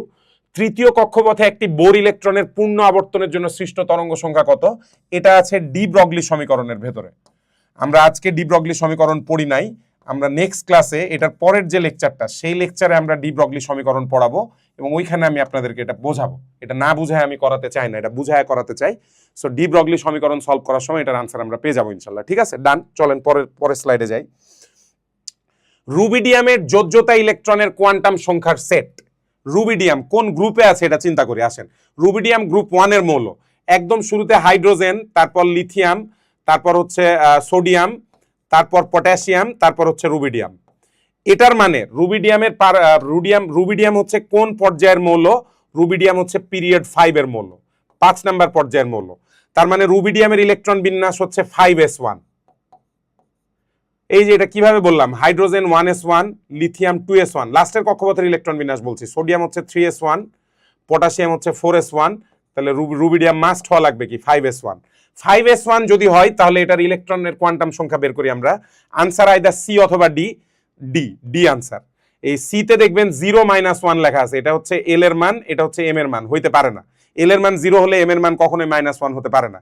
ডি আনসার মিলতেছে শুধু, ডি এর মান হচ্ছে 500 -half, plus half minus half দুটাই দেওয়া যায়, প্যারা নাই, ডান। পরের কোশ্চেনে যাই। সিলিকন পরমাণুতে m = 0 কোয়ান্টাম সংখ্যাযুক্ত সর্বোচ্চ কতটি ইলেকট্রন আছে? চমৎকার প্রশ্ন, পরীক্ষা আসার মতো একটা প্রশ্ন, এটা আসে নাই কখনো, কিন্তু এইসব চিন্তা আমরা করি না নর্মালি, আসার মতো প্রশ্ন, একদম মারাত্মক মাখন টাইপের একটা প্রশ্ন। আমাদের কাজ হচ্ছে m = 0 কতগুলা অরবিটাল আছে এটা খুঁজে বের করা, যতগুলো অরবিটাল তাকে 2 দিয়ে গুণ করলে আমরা ইলেকট্রন পেয়ে যাব। তাহলে প্রথমে একটু খেয়াল করে দেখি, আমাদের সিলিকন 14 না, ইলেকট্রন বিন্যাস করি আসেন। সিলিকন 14 ইলেকট্রন বিন্যাস যদি আমরা করি, সিলিকন 14তে খেয়াল করবেন 1s2, 2s2, 2px2, 2py2, 2pz2 হয়ে গেল 10টা ইলেকট্রন। এরপর হচ্ছে 3s2, 3px, 3py, 3pz, তাহলে এখানে 2টা ইলেকট্রন, তাহলে 3px একটা, 3py একটা, ভালো কথা। তাহলে আমাদের ইলেকট্রন দাঁড়াচ্ছে কত, খেয়াল করবেন, আমি আপনাদেরকে এম এর মানগুলো দেখাই দিচ্ছি, খেয়াল করে দেখেন। 1s এর জন্য এম এর মান 0, 2s এর জন্য এম এর মান 0, 2py এর জন্য এম এর মান 0, 3s এর জন্য এম এর মান 0, আর 3py এর জন্য এম এর মান 0, ঠিক আছে। 3px এর জন্য এম এর মান -1, যারা বুঝতেছেন না, 3pz এর জন্য এম এর মান হচ্ছে +1। তাহলে আমরা অরবিটাল চেক করে দেখতে পেলাম কয়টা অরবিটালে, এই ইলেকট্রন হিসাব করি, অরবিটালে চেক করার কি আছে। 1s এ 2টা ইলেকট্রন, 2s এ 2টা, 4টা, 4 আর 2 6, 6 আর 2 হচ্ছে 8, 8 আর 1 9, 9 হচ্ছে আনসার, সি হচ্ছে আনসার আমাদের। তাহলে সিলিকন পরমাণুতে m = 0 কোয়ান্টাম সংখ্যাযুক্ত সর্বোচ্চ কতটি ইলেকট্রন আছে? 9টা ইলেকট্রন আছে, 9টা ইলেকট্রনের m এর মান হচ্ছে 0। খুবই চমৎকার প্রশ্ন, একদম মাখন একটা প্রশ্ন, ঠিক আছে, ডান। চলেন পরের কোশ্চেনে যাই। ক্লোরিনের সর্বশেষ কক্ষপথের অযুগ্ম ইলেকট্রনের সঠিক কোয়ান্টাম সংখ্যা সেট কোনটি? অযুগ্ম ইলেকট্রন এক্ষুনি করে আসছিলাম আমরা, সর্বশেষ কক্ষপথটা ছিল 3, সর্বশেষ উপশক্তি স্তর ছিল 3p, 3pর মধ্যে এটার মান ছিল, m এর মান ছিল -1, এটা 0, এটা +1, এন্ড নেক্সট ইজ এটা ছিল হচ্ছে px, এটা হচ্ছে py, এটা pz। এর আগ পর্যন্ত ইলেকট্রন গেছে হচ্ছে 12টা, 13, 14, 15, 16, 17। এই যে এটা হচ্ছে অযুগ্ম ইলেকট্রন। সর্বশেষ কক্ষপথের একটাই মাত্র বিজোড় ইলেকট্রন, অর্থাৎ বিজোড় ইলেকট্রনটা 3pz এ আছে। তাহলে আমরা যদি এটার কোয়ান্টাম নাম্বার বের করি 3pz দেখে বলেন, n এর মান হয়ে যাচ্ছে 3, p বলার মানে l এর মান হচ্ছে 1, m এর মান হইতে পারে +1, অন্যটাও হইতে পারে, +1 আছে কিনা আগে চেক করব, আর s এর মান হয়ে যাবে +1/2। তাহলে 3 1 + 1 +1/2, 3 1 + 1 +1/2, 3 1 + 1 +1/2, ডি সি হচ্ছে আমাদের আনসার। সি হচ্ছে আনসার, 3 1 + 1 +1/2। আই হোপ বুঝতে পারছি আমরা। সো এই তো, কোনো পরমাণু দিয়ে যদি আমাদেরকে কোনো একটা কক্ষপথের ইলেকট্রন বের করতে বলে, ওই কোনো একটা ইলেকট্রনের নাম্বার বলে দেয়, অথবা সর্বশেষ কক্ষপথের এততম ইলেকট্রন, এমন তেমন কথা বলা থাকে, আমাদের ব্যবহার করা লাগবে হুন্ডের নীতি। হুন্ডের নীতি ছাড়া এটা করা কঠিন হয়ে যাবে। ঠিক আছে, ডান ডান ডান, চলেন যাই দেখি আর কি কোশ্চেন আছে। n = 4, m = 1। এই যে এমটা দেখেন, মড এম দেওয়া আছে। মড এম মানে হচ্ছে এম এর মান +1ও হইতে পারে, -1ও হইতে পারে। আর s = -1/2 যুক্ত সর্বোচ্চ কতটি ইলেকট্রন পরমাণুতে থাকা সম্ভব, সেই প্রশ্ন। এটা আগের মতো প্রশ্ন। তাহলে আমাদের n = 4 চিন্তা করি। n = 4 হলে, কি কি কি উপশক্তি স্তর পাওয়া যাচ্ছে আগে দেখি। 4s, 4s এর ক্ষেত্রে একটু চিন্তা করেন, m এর মান, l এর মান তো 1 আছেই, m এর মান হচ্ছে 0। ঠিক আছে, 4p এর ক্ষেত্রে m এর মান হচ্ছে -1, 0 + 1। 4d এর ক্ষেত্রে m এর মান -2, -1, 0 + 1 + 2। 4f এর ক্ষেত্রে -3, -2, -1, 0 + 1 + 2 + 3। তাহলে আমাদের মডের মধ্যে 1 যেহেতু লেখা, তার মানে +1 -1 দুজনকেই নেওয়া লাগবে। m এর মান +1 -1 দুজনকেই নেওয়া লাগবে। ঠিক আছে, তাহলে এই যে এটা, এই দুইটা, দুইজন পাইলাম, দুইটা অরবিটাল পাইলাম, এই দুইটা 4টা, এই দুইটা 6টা, আর তো নাই 6টা অরবিটাল পেয়ে গেছি। আবার তার সাথে বলা আছে s = হওয়া লাগবে -1/2, +1/2 হওয়া যাবে না। আমরা জানি একটা অরবিটালে সর্বোচ্চ 2টা ইলেকট্রন থাকতে পারে, যার মধ্যে একটা +1/2, একটা -1/2। তাহলে অরবিটাল প্রতি -1/2 থাকবে কয়টা করে? একটা করে। আমাদের 6টা অরবিটালের মান হচ্ছে 1, প্রত্যেক অরবিটালে -1/2 ইলেকট্রন আছে একটা করে। তাহলে সর্বোচ্চ ইলেকট্রন 6টি, সর্বোচ্চ ইলেকট্রন 6টি। এই সবগুলা শর্ত পূরণ করে। কি শর্ত পূরণ করে? n এর মান 4, মড অফ m এর মান হচ্ছে 1, আর s = -1/2। এই শর্ত সবগুলা যদি আপনি পূরণ করেন, তাহলে আপনার আনসার হয়ে যাবে এই সর্বোচ্চ ইলেকট্রন 6টা। এটার বাইরে ইলেকট্রন যাওয়া পসিবল না। চমৎকার প্রশ্ন। কনসেপ্ট ভালো থাকা ছাড়া না এগুলো পারা কঠিন আছে। কনসেপ্ট ভালো না থেকে মুখস্থ করলে না এগুলো পারা কঠিন আছে। এটা IIT 94 প্রশ্ন, বাট IITর জন্য আমি দিই নাই, এটা অ্যাডভান্স প্রশ্ন আকারেও দিই নাই। এটা আমাদের চিন্তা ভাবনাকে একটু আপার লেভেলে নিয়ে যাওয়ার জন্য দিছি। সিম্পলি চিন্তা ভাবনাকে উন্নত করার জন্য, যে একটু যদি ঘুরায় পেঁচায় প্রশ্ন দিয়ে দেয় কি হবে আমাদের, আমরা যাতে ওই ব্যাপারটা আইডেন্টিফাই করে সব আনসার করতে পারি। ঠিক আছে, সো ডান, অ্যাডভান্স প্রবলেম এটা গেল। পরের প্রশ্নে চলে যায়। আর কয়টা আছে দেখি? আর আছে 1 2 দুইটা প্রশ্ন আছে। চমৎকার। আউফবাউ ও পাউলির বর্জন নীতি মানা হয় নাই কোথায়? আউফবাউ এবং পাউলির বর্জন নীতি মানা হয় নাই কোথায়? আউফবাউ মানে প্রথমে নিচু শক্তি স্তর পূরণ করবে, তারপর উঁচু শক্তি স্তরে যাবে। নিচু শক্তি স্তর পূরণ না করে উঁচু শক্তি স্তরে চলে গেলে তখন সেটা আউফবাউ নীতি মানে নাই। কিন্তু আউফবাউ খালি না, পাউলির বর্জন নীতিও মানে নাই, এমনটাও লাগবে। সো পাউলির বর্জন নীতি না মানা মানে কি?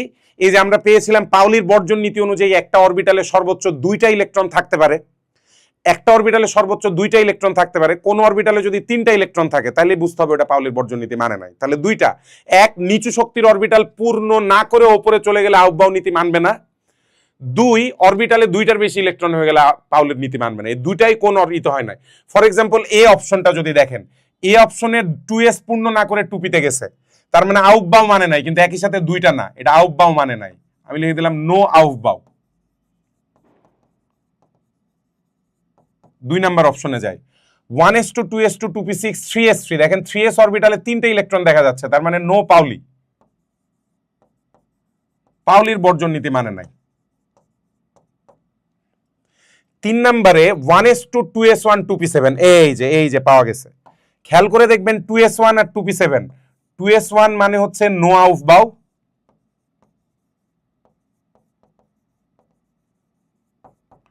আর 2p7 কথাটার মানে হচ্ছে নো পাউলি, বিকজ আমরা জানি পাউলির বর্জন নীতি অনুযায়ী অরবিটালে সর্বোচ্চ 2টা ইলেকট্রন থাকতে পারে, তাহলে পি উপশক্তি স্তরে অরবিটাল আছে 3টা, 3 দুগুণে 6টা ইলেকট্রন থাকা সম্ভব, আছে 7টা, যেহেতু 7টা আছে তাহলে এটা মিলে নাই, এটাই হচ্ছে আমাদের আনসার। আর লাস্টেরটা সঠিক, এখানে কারোরটাই সবারটাই মানছে, এগুলো সবই মানছে, 1:2 2:6 কোনো নীতি অমান্য করে নাই, সবই মানছে এখানে, ঠিক আছে। সো তাহলে আমাদের সি হচ্ছে আরেকটা আনসার, ঠিক আছে। অ্যাডভান্স প্রবলেম এই কারণে এগুলো অ্যাডভান্স বলতে কি ভাই এত অ্যাডভান্স পারা যাবে না এরকম অ্যাডভান্স, তা তো না। কনসেপ্ট ভালো থাকলে, সংজ্ঞা টঙ্গা ভালো জানা থাকলে, কনসেপ্ট ভালো জানা থাকলে ইনশাল্লাহ আমরা এগুলো পারবো, ইনশাল্লাহ পারবোই পারবো, ঠিক আছে। সো লেটস গো, দেখি আর কি আরেকটা লাস্ট প্রশ্ন।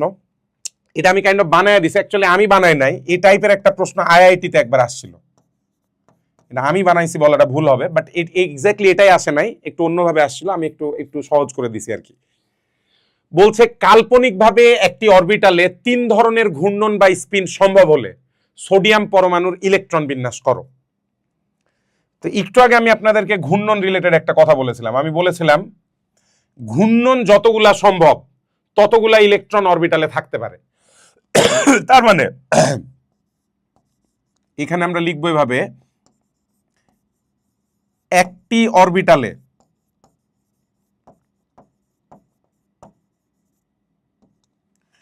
ইলেকট্রনের 3 ধরনের ঘূর্ণন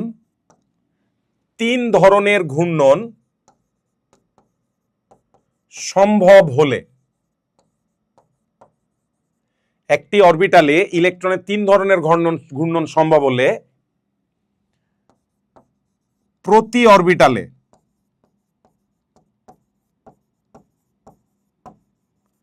সর্বোচ্চ 3টি ইলেকট্রন থাকা সম্ভব।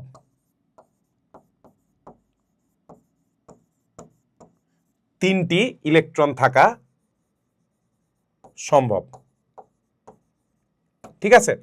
এটা কিন্তু কাল্পনিকভাবে, আমরা জানি অরবিটালে 2টার বেশি ইলেকট্রন থাকতে পারে না, এখানে কাল্পনিকভাবে বলে দিচ্ছে যে কাল্পনিকভাবে 3 ধরনের ঘূর্ণন যদি সম্ভব হয়, এটার মানে কাল্পনিকভাবে একটা অরবিটালে সর্বোচ্চ 3টি ইলেকট্রন থাকা সম্ভব।